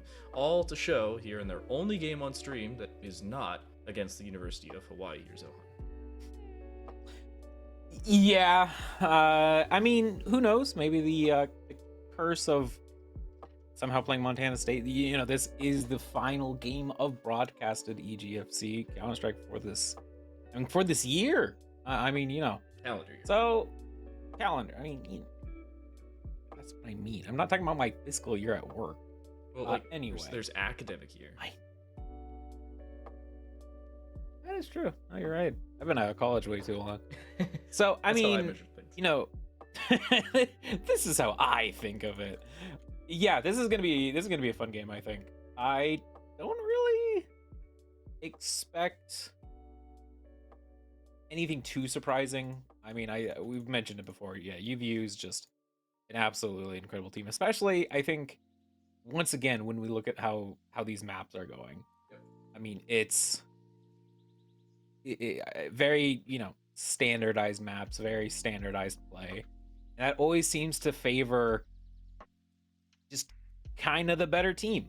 And I mean, like, I don't like to say it, but UVU is definitely the better team here. You're also looking at UVU and saying, on paper, they're the better team. They've been the better team in multiple seasons. Right. And this is a game they should be winning. This is their first Exactly. season in the EGFC in terms of CS, but they have been playing elsewhere beforehand, at least as far as my knowledge takes me. So they should be looking a little bit better here. They do have a couple subs, if I'm seeing this correctly. Mayhem, Brad, Ghosty, Picklehead, and Shanzi. We have seen Shanzi before, Picklehead as well. Ghosty, I think, just the same, but Brett and Mayhem are new. One of them actually just had to join the Faceit hub, so that shows you how new they are. For Montana State, only one name strikes me as out there, and it's actually struck, pun intended. Everybody else we've seen multiple times over. I'm really. I'm just gonna tell you now. Saying notably okay is gonna make me laugh a few times. It'll make me notably not okay. Hey, that was a good setup. I like that one.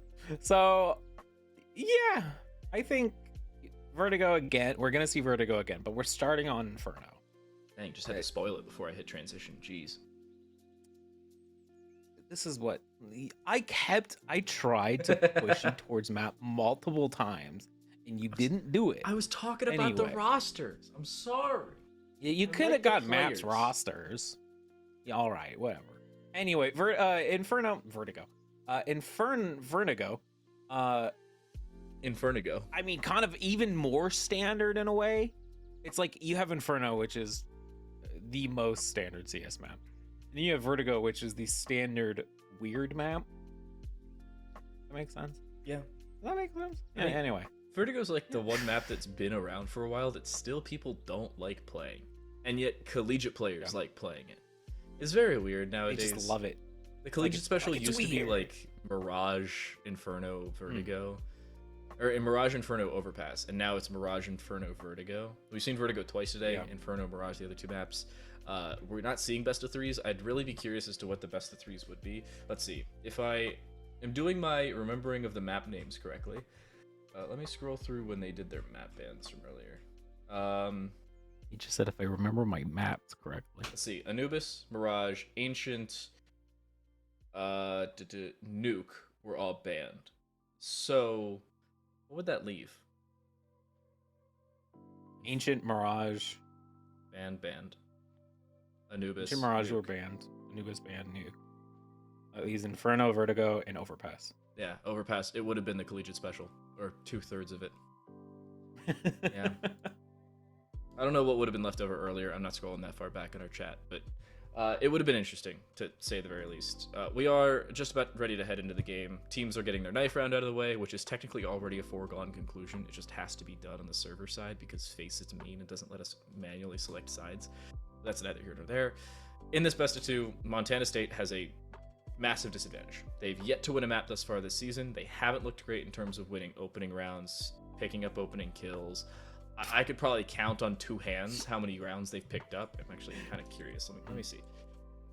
Let's see. Last How week many they picked rounds? up 4 against RIT. The 2 weeks before that, they picked up 3. They got 12 rounds against Marquette. That was actually a pretty good series. They forfeited against Marquette the week before that. They lost 26-0 against RIT's Division I roster, which was completely understandable because their Division I roster is like top 3, top 4 in the nation, and is currently contending for a Division I title in NACE on Sunday. The only thing I don't know about is how they did a couple weeks ago, because still haven't put in the scores. It's his fault. I'll go check in a minute. But the abridged version is, it hasn't been great for Montana State. Of the 5 recorded weeks we have, 4, 7, 19, they forfeited a game, lost 2-0 and 26-0, and they have 19 rounds in 3 weeks. That's 6 maps. More than 2 hands, at least. More. But that's 6 maps. You're averaging like Yeah, 3 I know. rounds a map. I know. But I It's mean, not I great. think the game seems to be about ready, which is gonna be a pistol on Inferno. Do they kill it or not? Probably not. All right. Okay, so I was gonna say it's an interesting split, but okay, this is a great second. Yeah. And already, Oh. Shanzi gets the opening. Good return from Fainted. Tech 9 aggression. I like it. I'm a fan. And it seems like A is indeed the call for Montana State. Pistol round would be a good start for them.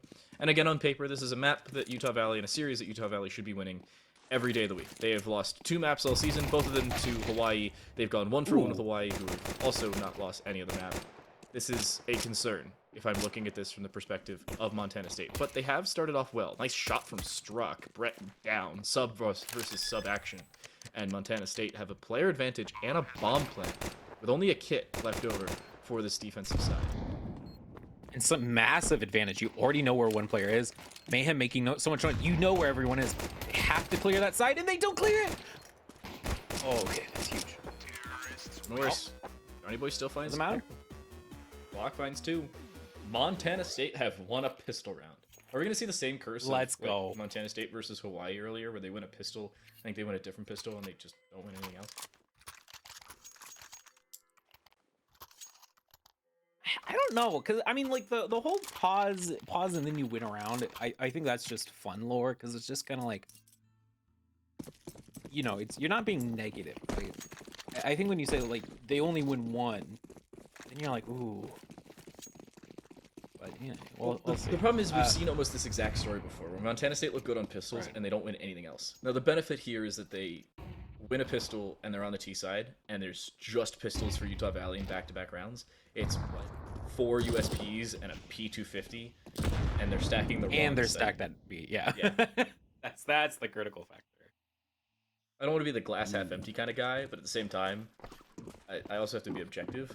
And Utah Valley, hey, this is a decent start for Montana State to attempt their comeback, and Shanzi wins a 1v1 with no armor and a USP. He is returned on, but that's a Galil down.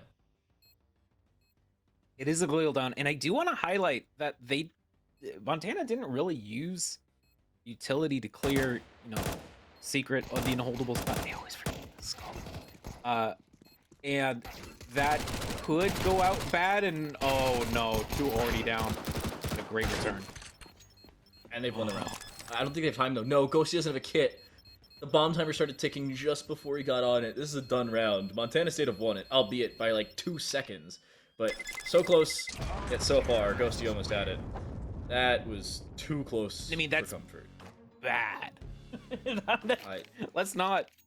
Yeah, sure, Montana are 2 up, but they lose all of their weapons. Okay, for some, like, I'm just gonna be honest. When I'm tired, I always look at the scout and I go, "Oh, they have an op now." I'm like, wait, look at me a second.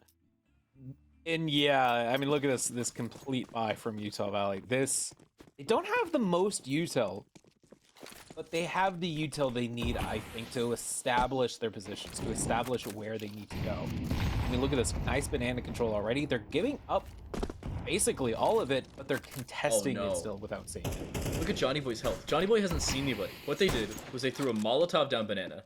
They prefaced it with a nade, so they did like 60 damage down Banana, and then another nade went down mid. So Johnny Boy hasn't seen anybody and has taken 87 health worth of damage. Shanzi's getting aggressive in T-Apps. The spray down somehow doesn't kill him immediately, but Fainted should die from the other side of that bridge. And Mayhem will even hit a shot of his own. Shanzi finds the knife, and notably okay is the most situationally unaware player I've seen in the EGFC. Just dies to the player up above the top of the stairs. And Struck's in 1v5. It's been like 15 seconds and everybody from Montana State, minus Struck, is dead. Never mind, Struck is dead. Long-lived Struck.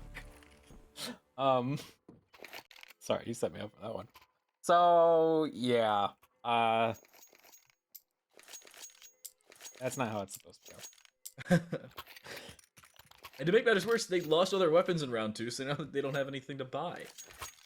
You know what was interesting to me is, actually, wait, no, they didn't have that many AKs. So yeah, AKs, 2 AKs already in the hand of Utah Valley. You know, like a complete save here, basically. I mean, a couple, there's some armor, notably okay buying armor and a flash. Not sure why the armor, but whatever. But yeah, so much noise. I thought that was gonna work. At least found some damage and some information, but the problem is you still lose the fight. And they're trying to encroach here, but the other problem I'm seeing for them is not having the greatest freedom to do so. Spray down from Shanzi does damage again, but not finding an immediate kill. He has to reload here. This would be a time for Struck to swing, but no, he swings just a second too late, and the reload was there. AK finds the kill, and that should just be about the round. Yep, flawless round for Utah Valley. And back-to-back clean ones. Montana State having some difficulties now. Yeah. I mean, I'm not going to say difficulties yet. I mean, that was always going to be a hard round to do. And I think if you don't have... I don't know if you'd want to call it a counter strat, because it's not necessarily a counter strat. Kind of like that eco round plan. I mean, and because, I mean, we've seen it I mean, I've seen it from collegiate teams, I've seen it from semi-pro teams, and obviously you see it from pro team, from, the best players in the world, where they go, all right, we're on pistols, but we're gonna do X. And I mean, even when they have guns, they're running up banana. And it's not working. Running between Molotovs, they've been flashed off the angle twice, the nades were landing, and it's been quite literally 30 seconds now, and it's a 5v2. Swing through with the flash, it does not hit either player, but it's totally okay. It's 1 versus 5. He is not okay. You can just remove the ugly from it, and UVU will take the lead. All right, I'm gonna talk about CS skins today. So I think is it Brett has the I don't know it. It's my I'm gonna go on my Steam right now. Well, all right, I'm gonna make a slideshow production joke just so I can pass it off, so I can go on my Steam to check out my skins. So, okay, yeah. What's interesting to me, the only thing I will mention, Utah Valley run the same setup every time. 3A, 2B. They throw that deep molly banana, and then they push from there. Only thing I'm gonna mention, maybe Montana start noticing it. Oh no. And Shanzi, even getting aggressive through mid, has help. Brett the bait. Even if Brett doesn't find that kill, Shanzi would have been able to backtrack for it. The re-engagement into second mid, he sees the deagle shots, the muzzle flash will be good enough, and fainted up above. Kind of stuck between a rock, a hard place, and a kitchen. He's not getting out of that one alive, it's just a matter of how many kills he finds in the process. 0. That's 3 or 4 rounds in a row where Utah Valley don't lose a gunfight. This is a problem for Montana State, to understate that one. Yeah. All right, so I would go on my Steam account. So, Night Terror, the Night Terror skin. So I took the Night Terror skin, and I don't know if you know what Warhammer 40K is, Dan. I have heard of Warhammer. I have no idea what you just said. So anyway, Warhammer 40K had partnered with Steam or not Steam, with Valve, and they released a sticker pack in CS. And so I have been exclusively buying those sticker packs and finding this one specific sticker, and all I'm doing is sticking it on my Terror skin. It's really clean. So I mean, once again, 30 seconds in, and we're in the same spot. The one difference here is that it's full B control for UVU, and they have the bottom of mid as well. This is a problem starting to develop if it wasn't one already. They are stuck underpass. You can't see them try to escape anywhere else. Second mid isn't safe. The apartments isn't either. Johnny Boy reloading the XM will die while doing so. And already a 2v5, utility available for UVU, as is positional advantage. They're flanking in through second mid and the main part of mid. Actually bad. Here's your part to find a kill. Found 1. Now a 1v5 required. He won't even make it out of the second fight. Caught looking the wrong way. UVU make it 5. What's your go-to coffee order? I like nice French vanilla order with, at least if I'm going to like Wawa. I don't know if you've been to Wawa because I know you're on the East Coast. Or I know you're on the West Coast. You're on the West Coast. Wawa's on the East Coast. Why would I be on the East Coast? No, Wawa's. I live on the best coast. Wawa's on the East Coast. Anyway, French vanilla, a little bit of coffee, or a little bit of like creamer, and 1 pack of sugar. Nice. I don't get any like Appa Frappuccinos. My dad was doing that. Very interesting way of doing it. Once again, we have two players from Utah Valley. Go banana. They throw Molly deep. And then the rest of the team runs at Montana Valley. Ooh, Montana State. But hey, this is actually closer. It's a 3v2. Your flash lands. Oh, Johnny Boy didn't even know he's being shot at from the top of mid. That flash doesn't though. You're still looking at a little bit more of a concerning round from Montana State. You have an AK on low HP and your P90 just baiting in the corner. I don't know what notably OK's committing to that fight. Nade lands, as does a shot from the P90. He actually does find a kill. The problem is he's still in a 1v2. Still has a P90, but he has the bomb in 50 seconds. This is a plausible round to win. For the jump up, there's the AK. He does damage, but nothing else. They had a P90 and a dream. That's all I'm saying. The game of nightmare. P90s are my nightmare. You know, yeah, they're kind of annoying. So what's something interesting to me is that Utah Valley, with how much money they have had, haven't really been going for any ops. They've just did pure rifle play, which, I mean, I think is obviously kind of a testament to how good they are as a team. Okay, so they're gonna be able to skip this time, but and notably, okay, is just gonna run in and get it anyway. P90 pays off. Problem is he's on 6 health. A swift breeze would blow him over, much less this nade that's being prepped. Yeah, he's dead. Goodbye, notably, okay. Valiant effort staying alive, but he's gone. Press F in the chat. This is a problem. Smoke going down, it will miss. There's going to be a gap on the right side of the smoke. If it lands well enough, yeah, there is. Just slightly, but the way volumetric smokes work, not the same case as it used to be. And they find a follow-up kill. The pincer now has to set in for Utah Valley. Brett has taken a decent bit of damage as they're watching that flank, but Picklehead turns away from the first flash, gets impacted by the second one, but the spray still lands on the first player. Second one as well, looking for the third. He'll finally be shut down. Utah Valley, they do bleed. At least God's at the end of the day. And that lead at least whittled down a little bit. Montana State is Kratos. This is God of War. This is going to be the start of the most incredible series of Counter-Strike we're ever going to see, Dan. And I will not hear anything to refute that. But yeah, Utah Valley still has a lot of money. And okay, so that it's interesting that now that they've lost around, they are starting to they're starting to opt now. Ghosty going for a little bit of a cheeky play here, which could work out very well if they don't clear him in time. Oh, he's got forward. He has banana control and a smoke in front of him with an XM 10-foot. He'll use the XM to clear the smoke in front of him, but there's an extra smoke on the other side of it, so he can't even see. This is another issue for Utah Valley. Aggression works. Shanti actually finds the kill and an AK. He doesn't find as much as he was looking for. And Ghosty's level of aggression as soon as I switch off of him. Nice job. He ends up walking into his death, albeit only for a 1-for-1 trade. So something I am going to mention, because Montana State did win that last round, and they won it pretty decently. And something that I have to highlight them doing. Great. Okay, great. That's a great kill there. It's a 2v3 and every point of entry is watched, so I'm not gonna worry myself too much. This might just be a save by Montana, or not. It's gonna be an op battle, it seems, and unfortunately, actually, it's gonna be anyway.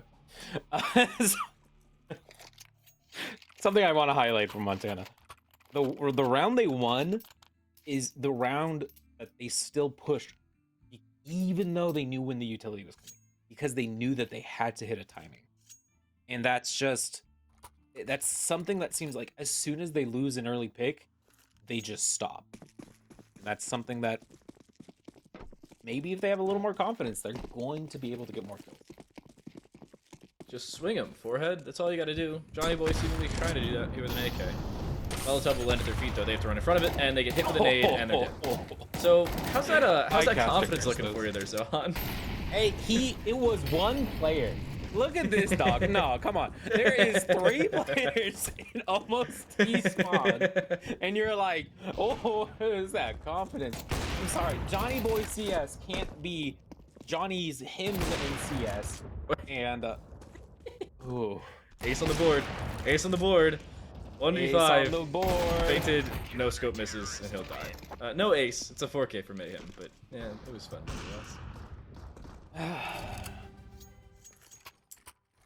So I gotta tell you, so I made this cappuccino, and I kind of frothed too much milk because I drank all the coffee in the bottom of my... Here, I'm gonna show it on camera so you can see, but the rest of the viewers can't. All I have is a lot of foam now.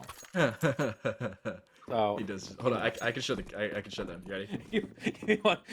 All I have is foam. It's just foam now.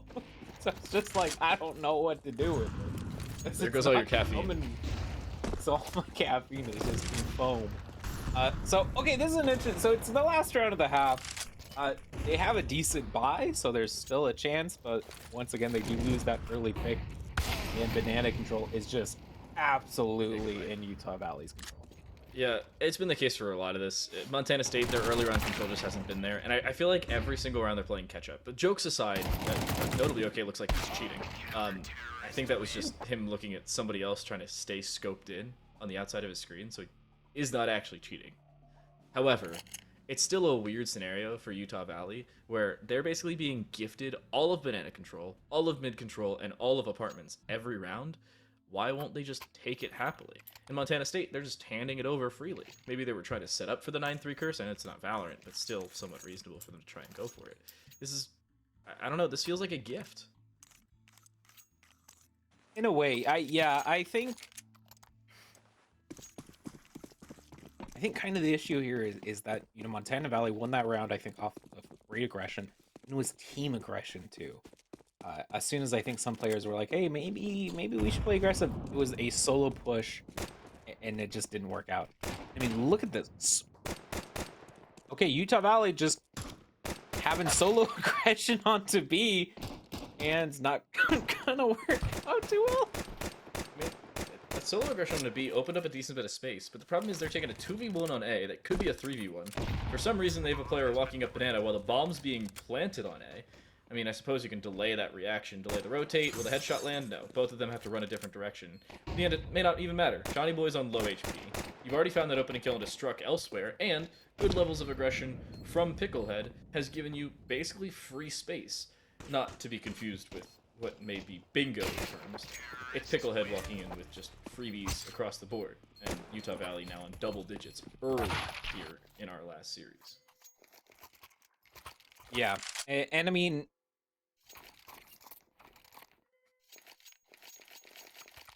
they did get kind of that, they did get the early pick on B, which, I mean, I think when you're playing a team like Utah Valley can't afford to lose players.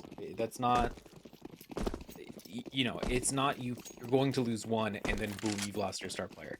Everyone on this team is just doing solid work. Even, you know, even look, no one's negative on this team. Like, that is something to mention. Ghost is. Oh, Ghost is negative. Oh, you're right. I keep forgetting that it's assists at the. Yeah, you're right. So Ghost is negative, but it's 7-9. What? Okay. Did he just get a 3K with a USP? Yeah. And to make matters worse, he did it while running up A alone with the bomb.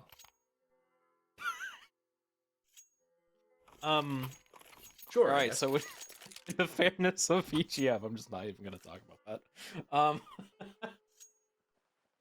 Okay, so a somewhat buy, notably okay. I think bot in the forced in the last round, so it's gonna just be on some util and armor. But a decent buy here. Johnny Boy CS does have the op. Actually, excuse me, that is the scout. It looks very dim on my screen, so I can't see that. So, but see, this is what I mean, though. I'm gonna comment on this. Look at this. Look at this util throw from Utah Valley or from Montana State, and Utah Valley is just there. There's players pushing up, and I think that's something critical. Sorry, the caffeine is starting to hit me now. Shanzi's being a BM player. He's running on with only a USP because he can, I suppose.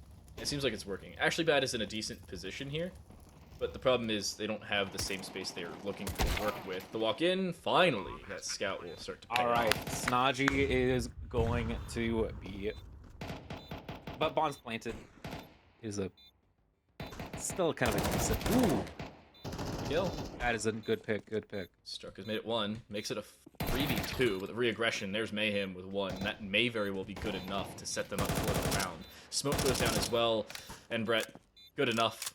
Playing off the angle. That should be the round itself. Done, dusted down the drain. AK even retrieved. There's really not time for this, even with kits available. Brett runs into them in the smoke. Actually Bad has no idea and plays Ring Around the Rosie without vision, and Mayhem even finds the last kill. Nobody will survive, except for Brett, just barely. But Utah Valley, they walk away with 12 and now on map. Yeah. And this is going to be just such a rough buy for Montana State. I think they have enough that they could go for some util plays here, but that has to be coordinated before the hand back to that. Well, I mean, hey, look, they have there's 2 frags, there's a one molly. Okay, Brett, I saw that. I saw that. Oh, low Hey, HP. some aggression down banana. Low HP pays off. I was gonna try and switch to Picklehead, but he's just won 2 separate fights in the span of 2 seconds. Utah Valley trying to make quick work of this game. Smoke lineup from the bottom of mid. Even Picklehead reswings there. 3k for them on the round and fainted. Needs a 1v4 to try and pick up the map itself. They're in a decent spot to do it, at least positionally wise, but Shanzi waiting inside of the master bedroom. No idea. He turns around. No, Shanzi could have sat next to the door and he would have found the knife kill. He gets caught. Had no idea he was going to be swung there, and understandably so, but it's still a Herculean task here for Fainted. They're running, they jump with their knife out, and they're dead. Utah Valley, 13-3. Decent showing for Montana State in a couple of these rounds, but just not good enough. It's understandable. You're playing up against a team that is basically tied for the top spot. In the EGFC, you can see why it becomes a difficulty, and Utah Valley walk away with map number 1. Definitely, and I mean, expected, sure, but Montana State tried their best. They definitely got a couple rounds that were not given to them. Those were not, that's something to definitely mention. They did win a rifle round purely based off their play. It wasn't a Utah State. It wasn't a Utah Valley mistake. It was purely their gameplay, which is something to commend at the end of the day. Hey, it's going on Vertigo. Maybe. I'm gonna be real. As much as I've been optimistic today, I don't know about that, bro. Utah Valley's playing on the T side where they can initiate most of the gunfights. It's their map selection, and it's Utah Valley. Let's be real with each other here. Montana State looked good in a couple of those rounds. No beating around the bush. They did look good in a couple of those rounds. But a couple is not enough to win the game at the end of the day. It has to change. Something has to change. Something needs to be different into Vertigo. But will it happen? Will it go Montana State's way? Will they win their only map of the season? We'll find out when we return with our final map of the fall semester.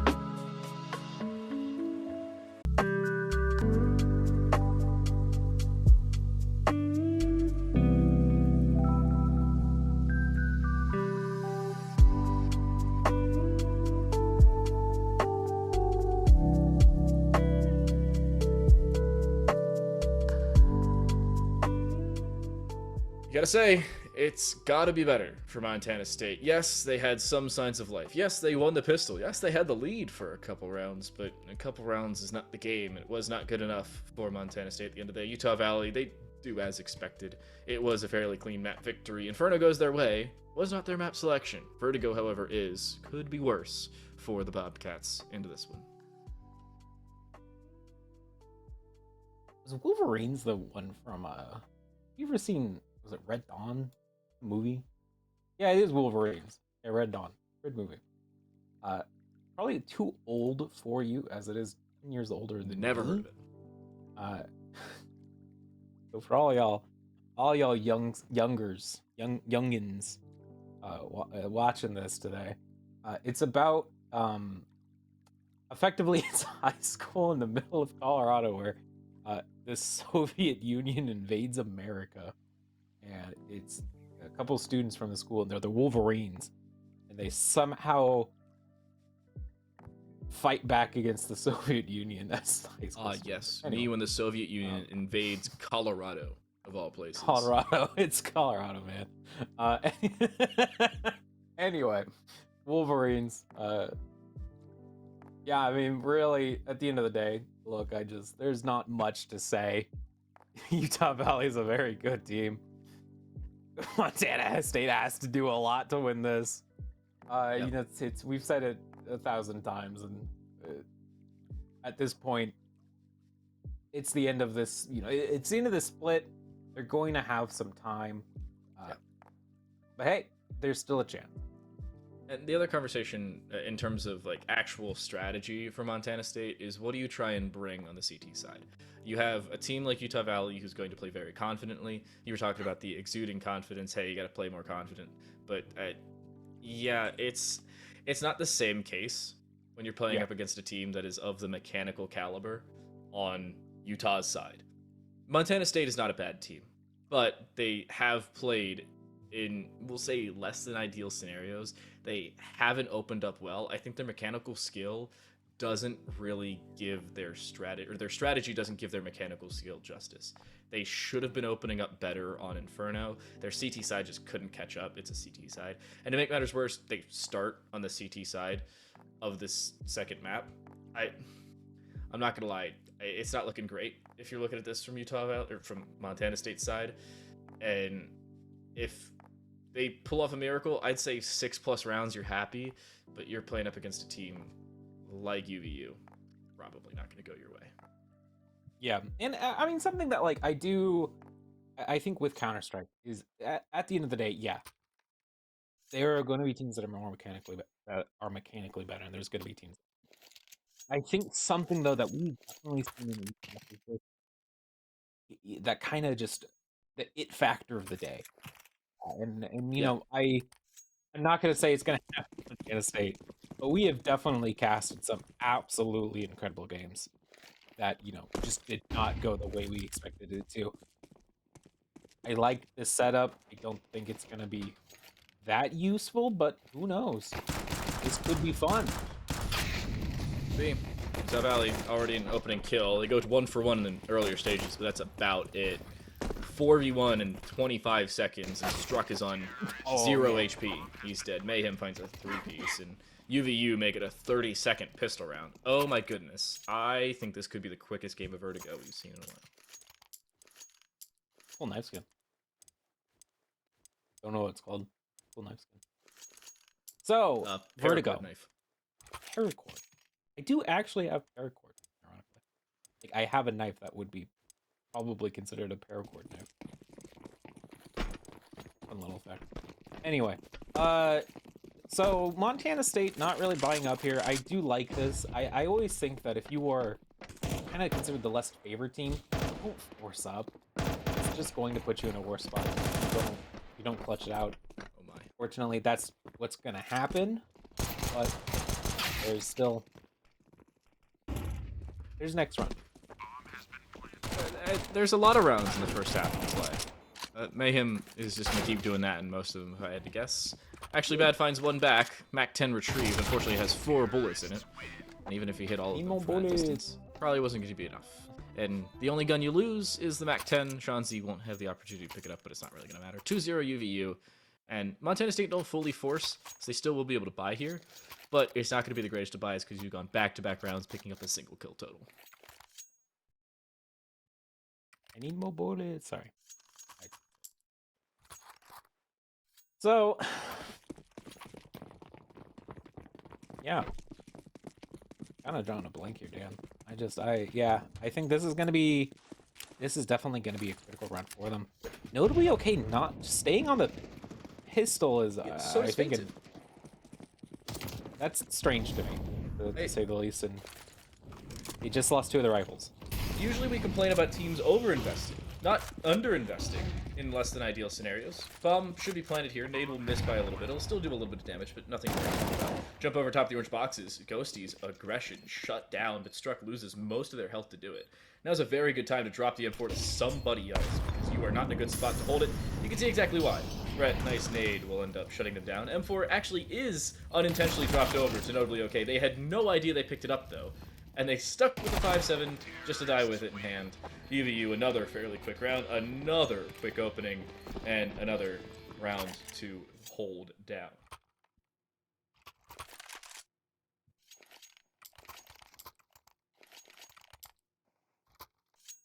Have you had poke before?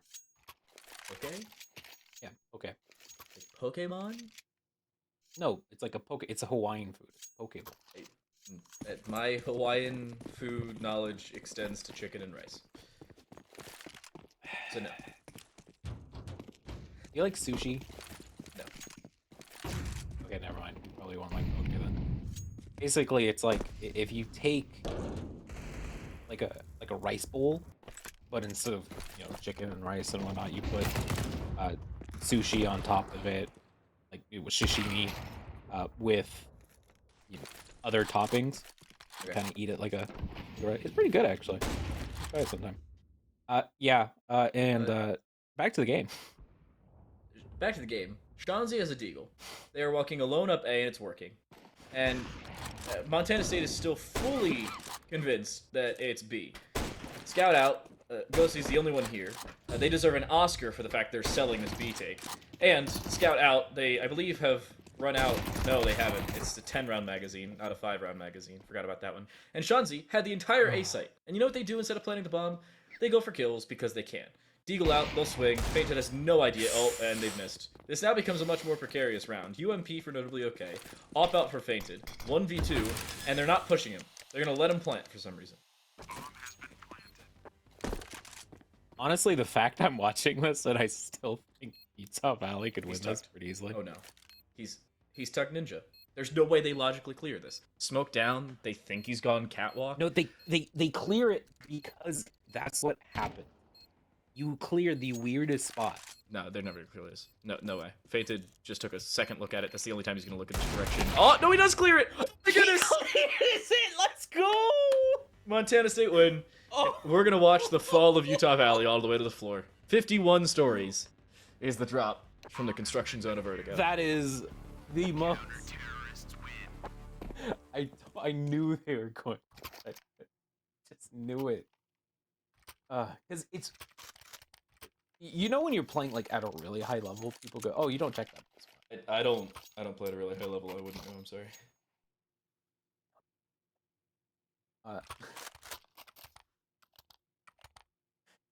Hey, Montana State, they got around. They got around what? They got around. Hey, I mean, it's a step in the right direction. And Shanzi's holding W the MAC-10, and now there's Knife Out, and he's gonna win an opening kill. I hate this game so much. Are you... What? Mayhem wins a different one. And Shanzi has not reloaded. MAC-10 on 8 bullets. He should have reloaded. He dies. Sit down. And he's dropped the bomb. What is going on here? And now they've split B unintentionally. Johnny Boy's just looking the wrong way. He's dead. And the bomb's down A ramp in a 2v2. And they're gonna clear elevator where Fainted gets unnecessarily aggressive with an AWP. What in the world is going on in the House of Commons? And now Struck is looking at people's feet. Do you even know what the House of Commons is? It's a British thing. It's a British thing. Oh, you wanted like an actual description? Yes, because I know what the House of Commons is, so I was wondering if you... Parliamentary part of Britain. The general. It's not like anything specific. There's multiple houses in the British House of Parliament. That one deals with common stuff. Okay, that was completely wrong. No, I have no idea. I don't. That was... What the heck is it called? Notably, OK just got naded by his teammate. He's on 69 Hey, health. it works. It's not nice. It's not nice. And he's dead from behind. So, I kind of like this play. This could work out really well for them, actually. And it's working. But Shanzi? Shanzi? What the...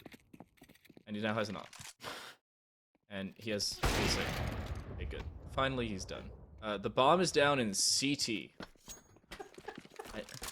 Is Shanzi playing a game of capture the flag where he goes and runs off and puts the bomb somewhere and the rest of the team now has to go pick it up? I mean...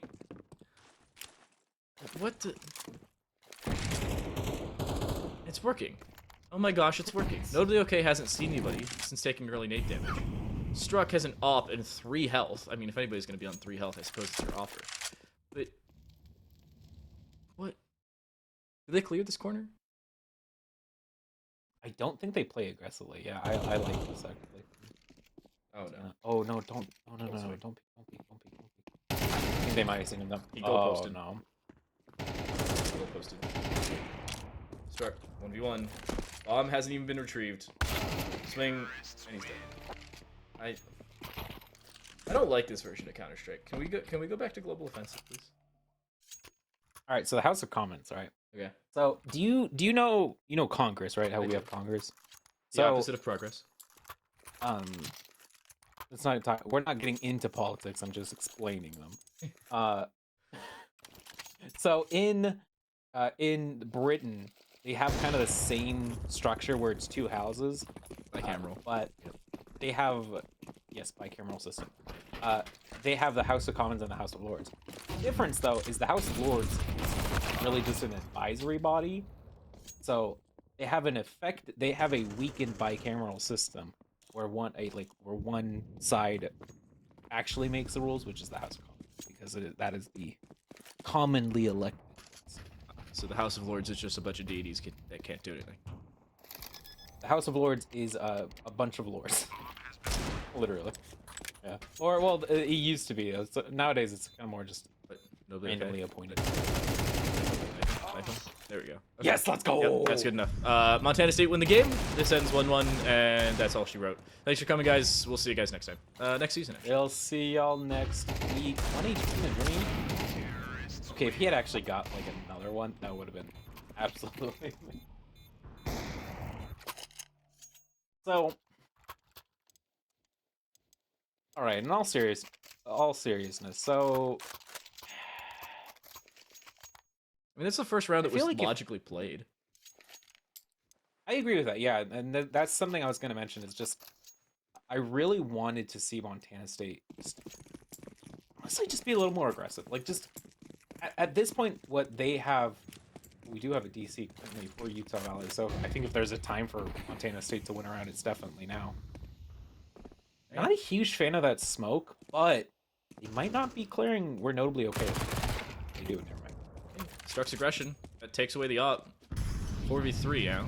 The opening duel technically won by Utah Valley, alongside the opening duel they actually did indeed pick up. Makes things a little bit more logical. But Utah Valley finally getting checked on their levels of aggression. You're looking at Montana State having some difficulties re-engaging, and where did Struck just die? Did he just get aggressive? I think so. I think it's just, yeah. And it's not necessarily a worry here, but there has been times where they're making, I think this is a good spot if you had another player watching yellow, but I mean, it's fine. They're going to B-side anyway. Look how far back they are from that B-side. But there's no utility for the T-side, though. Actually, well, they threw this one. So. Still yet to be planted. Faked first. Shanzi reswings. Up, finds one. Make it a second with the Tech 9. Johnny Boy shut down as well. Shanzi, the fake bomb plant ends up doing more than the real one would have. And it's a Brazil. 7-1 for Utah Valley. That is how you bait out the objective. I remember watching that game live, and I thought it was fake for a little bit. That was an absolutely incredible game. So, I want to talk about something cool with you, Dan. Okay. You know what's cool? What's that? Ice cream. Ice cream. Cool. You know why? What's that? The temperatures. Oh no, Snaji, don't do it. Okay. I was about to say, Shanzi just gonna kill him? Wait, something else. Double opping T-side of Vertigo. If it works, it works. I mean, they've actually had double ops, I think, for 3 rounds now. Ooh, actually, I like that name. Oh, if they were just looking just a bit more. Oh, tragedy. Tragedy. Notably okay. All that is left of the CT side. Wow! I didn't know his head was visible. Oh no, that spot is weirdly visible, especially when you slow peek it like that. I've gotten so many off shots like that specific angle. So I don't know. 8-1. this is a Champions League scoreline. I think is it actually my favorite team, Liverpool, beat a Turkish side 8-1 in 2009. You just googled that, didn't you? No, I actually know on the top of my head. Look at you can see my you can look at me. Yeah, but I have the game over top of you. I need to cast the game. So I mean, hey, they got a decent trade. Ooh, notably okay. I think holding on under control a little too long, but a lot of damage going down. And look at this, Johnny Boy CS getting too. Shanzi's trying to go for a knife. It's gonna work. He's gonna jump right over this. He's gonna go around. Oh no! And Shanzi just knifed his teammates. And He got a knife regardless. and he's gonna die to his teammate as well. Okay, well that happened. Utah Valley win the round though, and they save one gun. Money really not a factor for them. It's like they're the Swiss at this point, even though they're very far away. It's Montana State still having some difficulties holding the site, winning some of those gunfights, and more importantly, just getting out of their own spawn safely while rotating. I don't know.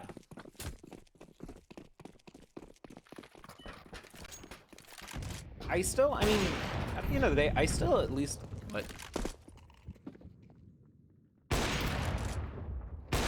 But I think he's going for no scope. we've seen crazy things. That is sure one of them. I feel like if Utah Valley actually like fully committed to try and win this game, we'd be done by now. Oh, 100%. I mean, absolutely 100%. We're not. AK out for Picklehead. They will try to duck away from what was a decoy grenade, and they'll still win the fight. Fainted's dead. The bomb, if I'm seeing that correctly, is at the bottom of the A or ramp. That still needs to be recovered. And to make matters a little bit worse, the rotate onto the B side is not working. Picklehead has won 2 separate gunfights now, both on this side. He would have to double swing, notably okay, but if he does it correctly and does it with timing, he will win that first fight. True 1v1, actually bad, backside of generators. He'll hit the shot. Goodbye, Oh, Mayhem. wow. Get hit by a clothesline, why Good don't you? shot. Montana State find 2. All right, so we have been asked what our favorite ice cream is. Cookies and cream. You know what mine was before I got diagnosed with celiac disease was half baked from Ben and Jerry's. I know what it is. I've never had it because I don't eat Ben and Jerry's. Because for a pint, it costs more than a quart and a half elsewhere. Yeah, but it has more stuff. Anyway, really good ice cream. Can't eat it anymore because I can't eat gluten. So I mean, last round and a half, I guess a decent buy. I mean, first shot going off. What? And unfortunately, our T side is just gonna be able to jump down. And Ghosty does that. I feel like that final segment is a good sum up for this series. 10-2 is 9-3 halfback at the start of Inferno. It's not looking great, to understate the obvious here. And UVU, they will go for a nade stack CT pistol. What they're going to do, send 3 players down to the ramp, one of them to the scaffolding site, and everybody's going to lob their nades down. And I have a sneaking feeling it's going to work, because they've just been that good today. The only thing I'm gonna say is Wait, what? back on. I think it's so they die, someone can use it for retakes. Mayhem has a 4K. Ace possibility. Ace. Going Ace. for it. He wants to try to play for it, and he'll find it. Ace. Nice little left-hand tap from distance. UVU aces the pistol. Mayhem will jump off the side, but round will end before he'll die to the ground floor. And yeah, that... Wow. Wow. That's my thoughts. Wow.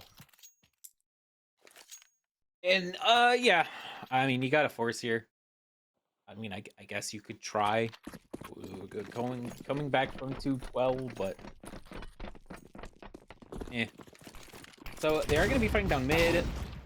Schnazi going for an interesting knife to say the least is going to be shot down in a massive fight towards I think ramp, and Wow. everyone's just going down, and it's just up to notably okay, who is also going to be going down, fainted, holding in T-spawn. Swing the fake. No, it doesn't work. Fainted will win that first fight. Makes it, I don't know about reasonable, but plausible. You have 100 HP, you have an MP9, and you're up against an M4 and an XM. It's a possible round, but it's still not easy, and yeah, you'll get headshot one time by the M4 from distance, and the jumping shot from the XM, good enough to close it. UVU 12-2 now, as they look like they're going to try and close this one out shortly.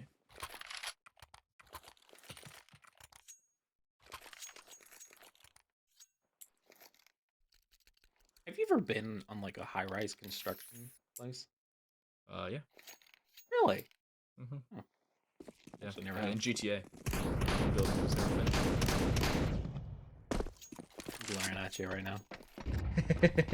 That time I was actually looking at it.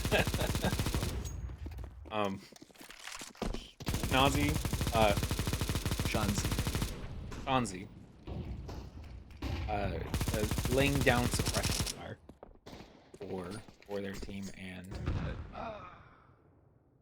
I believe this might be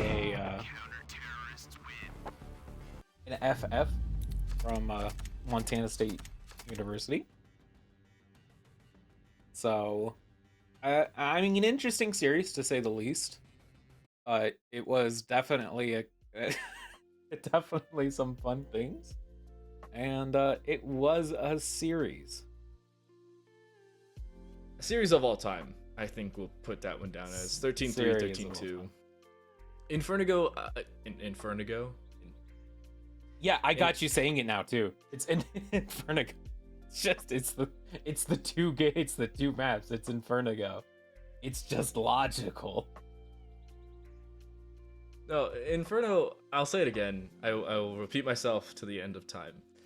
Montana State mechanically looked good, and a couple rounds strategically had the right calls.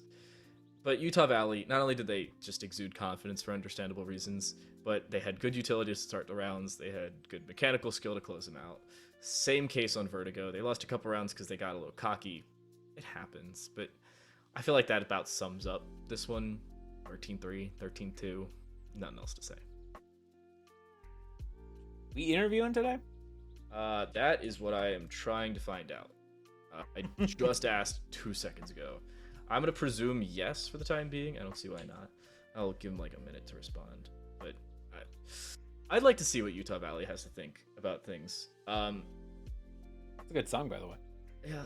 But Think about things. I don't think about many things. What we're gonna do, we're gonna send it to a break. When we come back, interview with Utah Valley. We may get an interview with Montana State just because we can. They haven't won a map all series, or all season, so they haven't had an interview. We may. We'll determine when we come back. It'll be a few minutes. We'll be right back.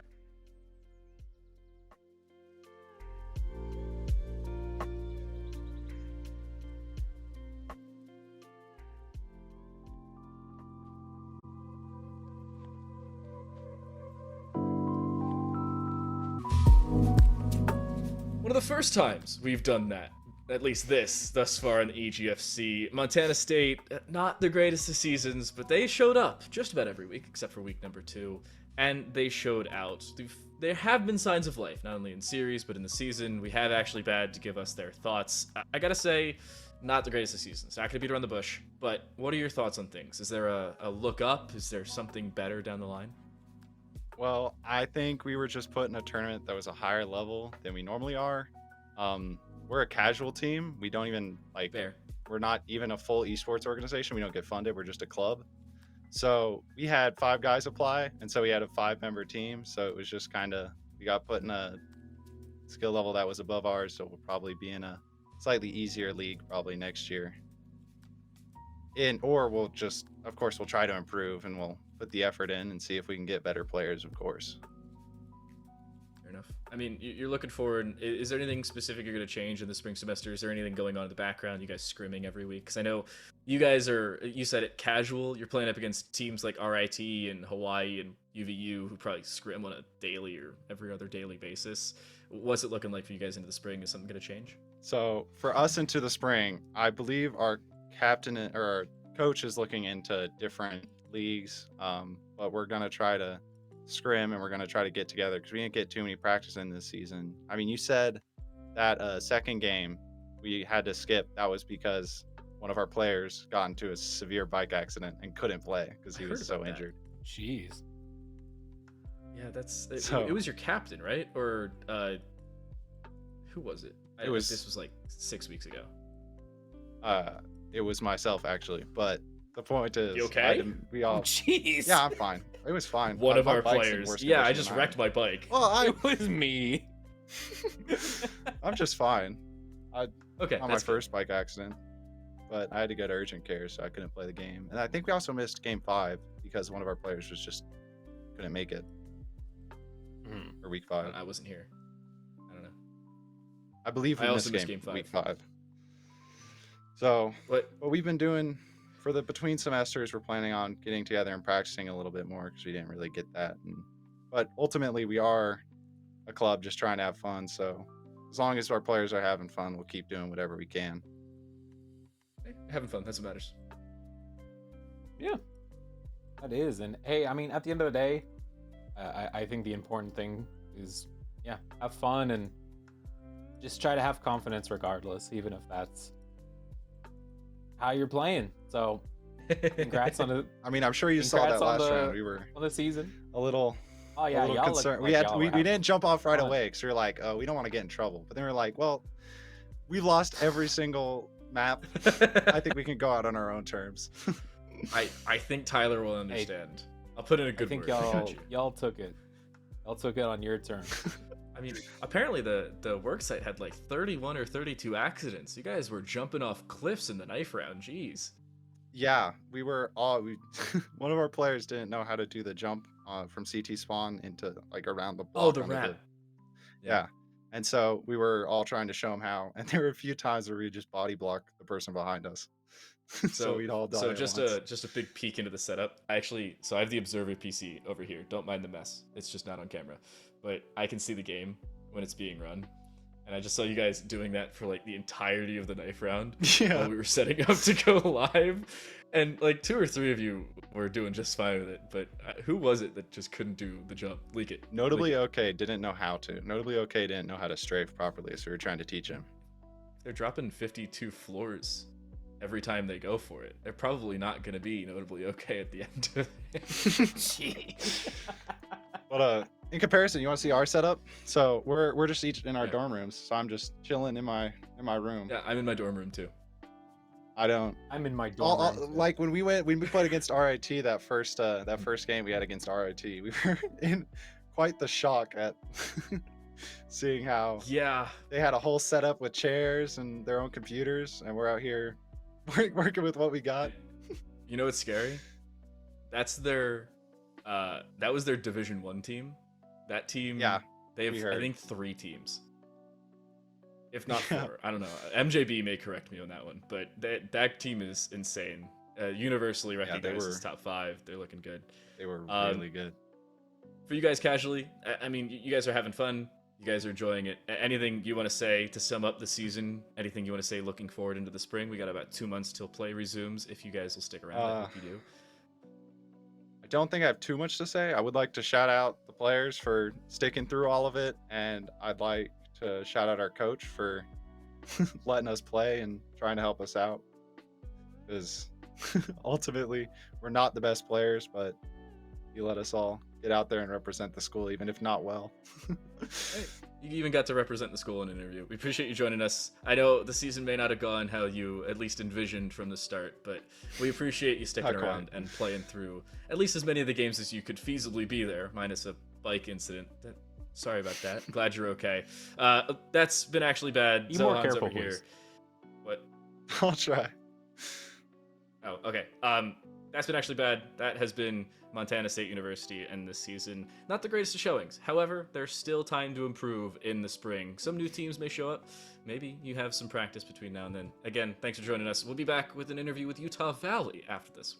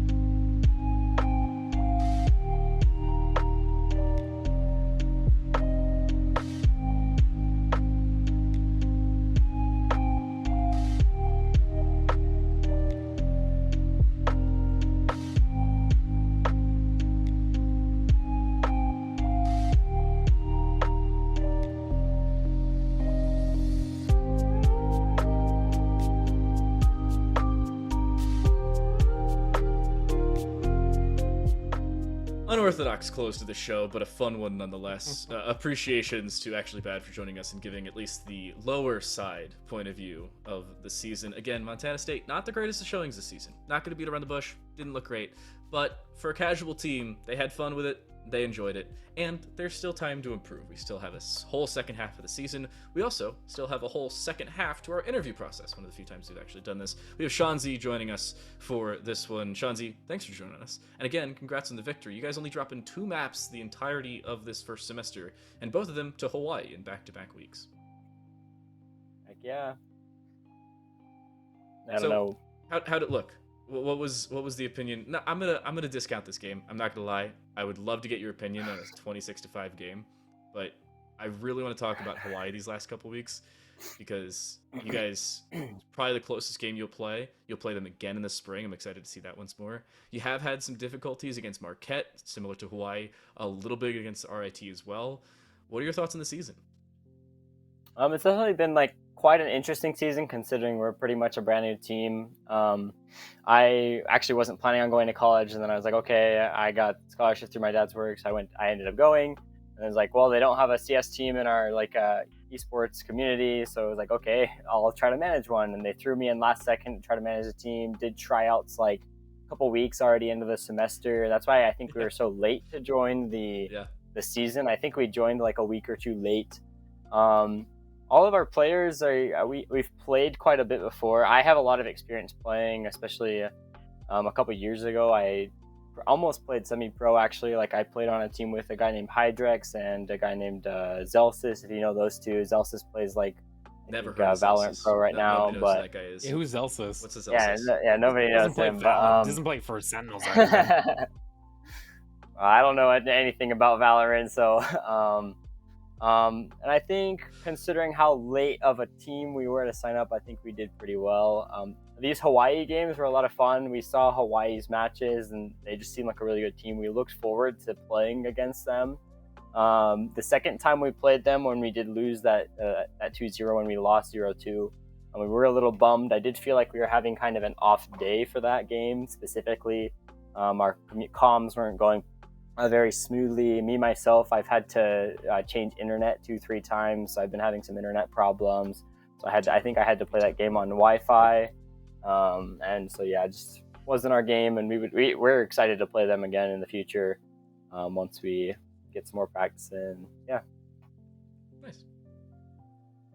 Awesome. Yeah, y'all look great. Are you wanting to do a little more formal practice? I think going into the next split, are you trying to?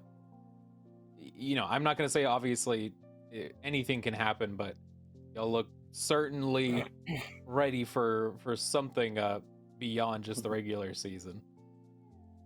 We are doing, like, other than this collegiate tournaments, we are playing ESEA. We're playing a few in other tournaments as well. We do practice, although, I mean, it's college. We don't have that much time to really give to practicing, sadly. One of our players, he's a gym rat. He's freaking ginormous, and so he tries to go to bed early so he can wake up and go spend 3-4 hours at the gym or something. I don't know. He's pretty sick, but we get what we can. We try to practice at least 2-3 times a week. But I mean, I work 2 jobs. It is what it is. Welcome to college life. So, but yeah. Fair enough. I really wanted to point that out for you guys. You guys are playing in the late slot. It seems like you are making sure that not only are you having the college experience, apparently going to the gym on a consistent basis, but you got other commitments. The fact that you've slotted in Counter-Strike as much as you have, especially joining such a late part, I think you guys got lucky. You guys joined like the day after the season was supposed to start, but because Counter-Strike 2 didn't get fully put out as soon as we were looking for it, we actually pushed the week back, or we pushed the start of the season back a week just to make sure that most of the problems were ironed out. You guys did have the benefit, or I'll say lack of a benefit, depending on how you look at it, of not being on stream the first couple of weeks. Did that help you against Hawaii? Because I know they do a crap ton of VOD reviews against their teams when they actually do play them on stream. You think that helped you? I would not say it helped us a lot, just because, in my honesty, I didn't even really watch the stream, so I didn't until like we had our first streamed game, and I've played on stream quite a bit We're before, awesome. and even Come on. I'm sorry, man. So like I don't know. But like when I played 2-3 years ago and like played with Zelsis and Hydrex, like I went to big tournaments. I'm kind of used to the spotlight, so to say. So I wouldn't say it's like, because I feel like a lot of people, oh, they're on stream, they get nervous, they play a lot differently, and I do feel like a lot of the guys on my team might have had a little bit of a surge of that, like, I don't know, awkwardness or like spotlight weird kind of vibe or atmosphere, so to say, which is definitely a real thing. But I don't think us not being on stream was generally changing how we played. So Okay. Yeah. That's bad. And you guys looked pretty good on or off stream. I mean, going 1-1 with Hawaii twice, and then overall having a fairly decent close. You guys lost those only 2 maps throughout the entire season, only really showing signs of weakness to RIT, which is understandable, and Marquette, who had some decent signs of life against other squads. Final thoughts on the season? Final thoughts on the series? Anything you want to say? The floor's all yours. Nothing crazy, but shout out from Utah. We're all members of the Church of Jesus Christ Latter-day Saints. Let's get that Mormon gang. I don't know. Nothing else really. Someone to message our university, because our esports program isn't sponsored yet. We got to get it actually sponsored. Come on, get us those scholarships or something. I don't know. Let's go. That's all I got. Get the scholarships so you can actually commit time to it. I completely understand it. Shanzi, thank you very much for joining us. And again, congrats on the victory today and for the victories through the season. Thank you. Well, Zohan, that marks off not only this broadcast for the EGFC in the fall semester, but for all of them. We're actually the last one to finish, the only time all season. Valorant even beat us to closing out today. Any final thoughts from you on today, on the season, for the couple streams you participated in? Anything you want to say before we close things out? It's been fun. It's definitely been fun seeing some, I would say, surprising teams. Yeah. How good some of these new teams are, and it's going to be exciting to see how they go from here. Maybe they're gonna, hopefully they keep practicing and start really competing against some of those established teams, and I'm looking forward to it. Some housekeeping things just to keep everybody, we'll say, up to date. EGFC is not over. The season is carrying over between this and next semester. This is the end of the fall split, however. There will be no other regular season games for the EGFC. There is still our off-season tournament coming up for any Division II or Division III teams, so if your team happens to have a backup and you want to sign them up, you're more than welcome to go for it. I suggest it. Get some nice practice in, and may get you a little bit of prize money at the end of the day. However, still signups available, still the spring semester available. We will open up our regular season once more in the spring, at least technically the winter, but February regardless. We hope you join us for it. We hope to see some more teams in the EGFC, at least for Counter-Strike 2. We only had 6 teams for this fall semester. We want more games. If you have a Counter-Strike team and you are a Division I Collegiate squad, more than welcome to join us. Reach out to whoever is in the EGFC Discord, which can be found below. We hope to see you then, but for now, good luck on your finals, pay attention to your classes, have a happy holiday season, see ya in February.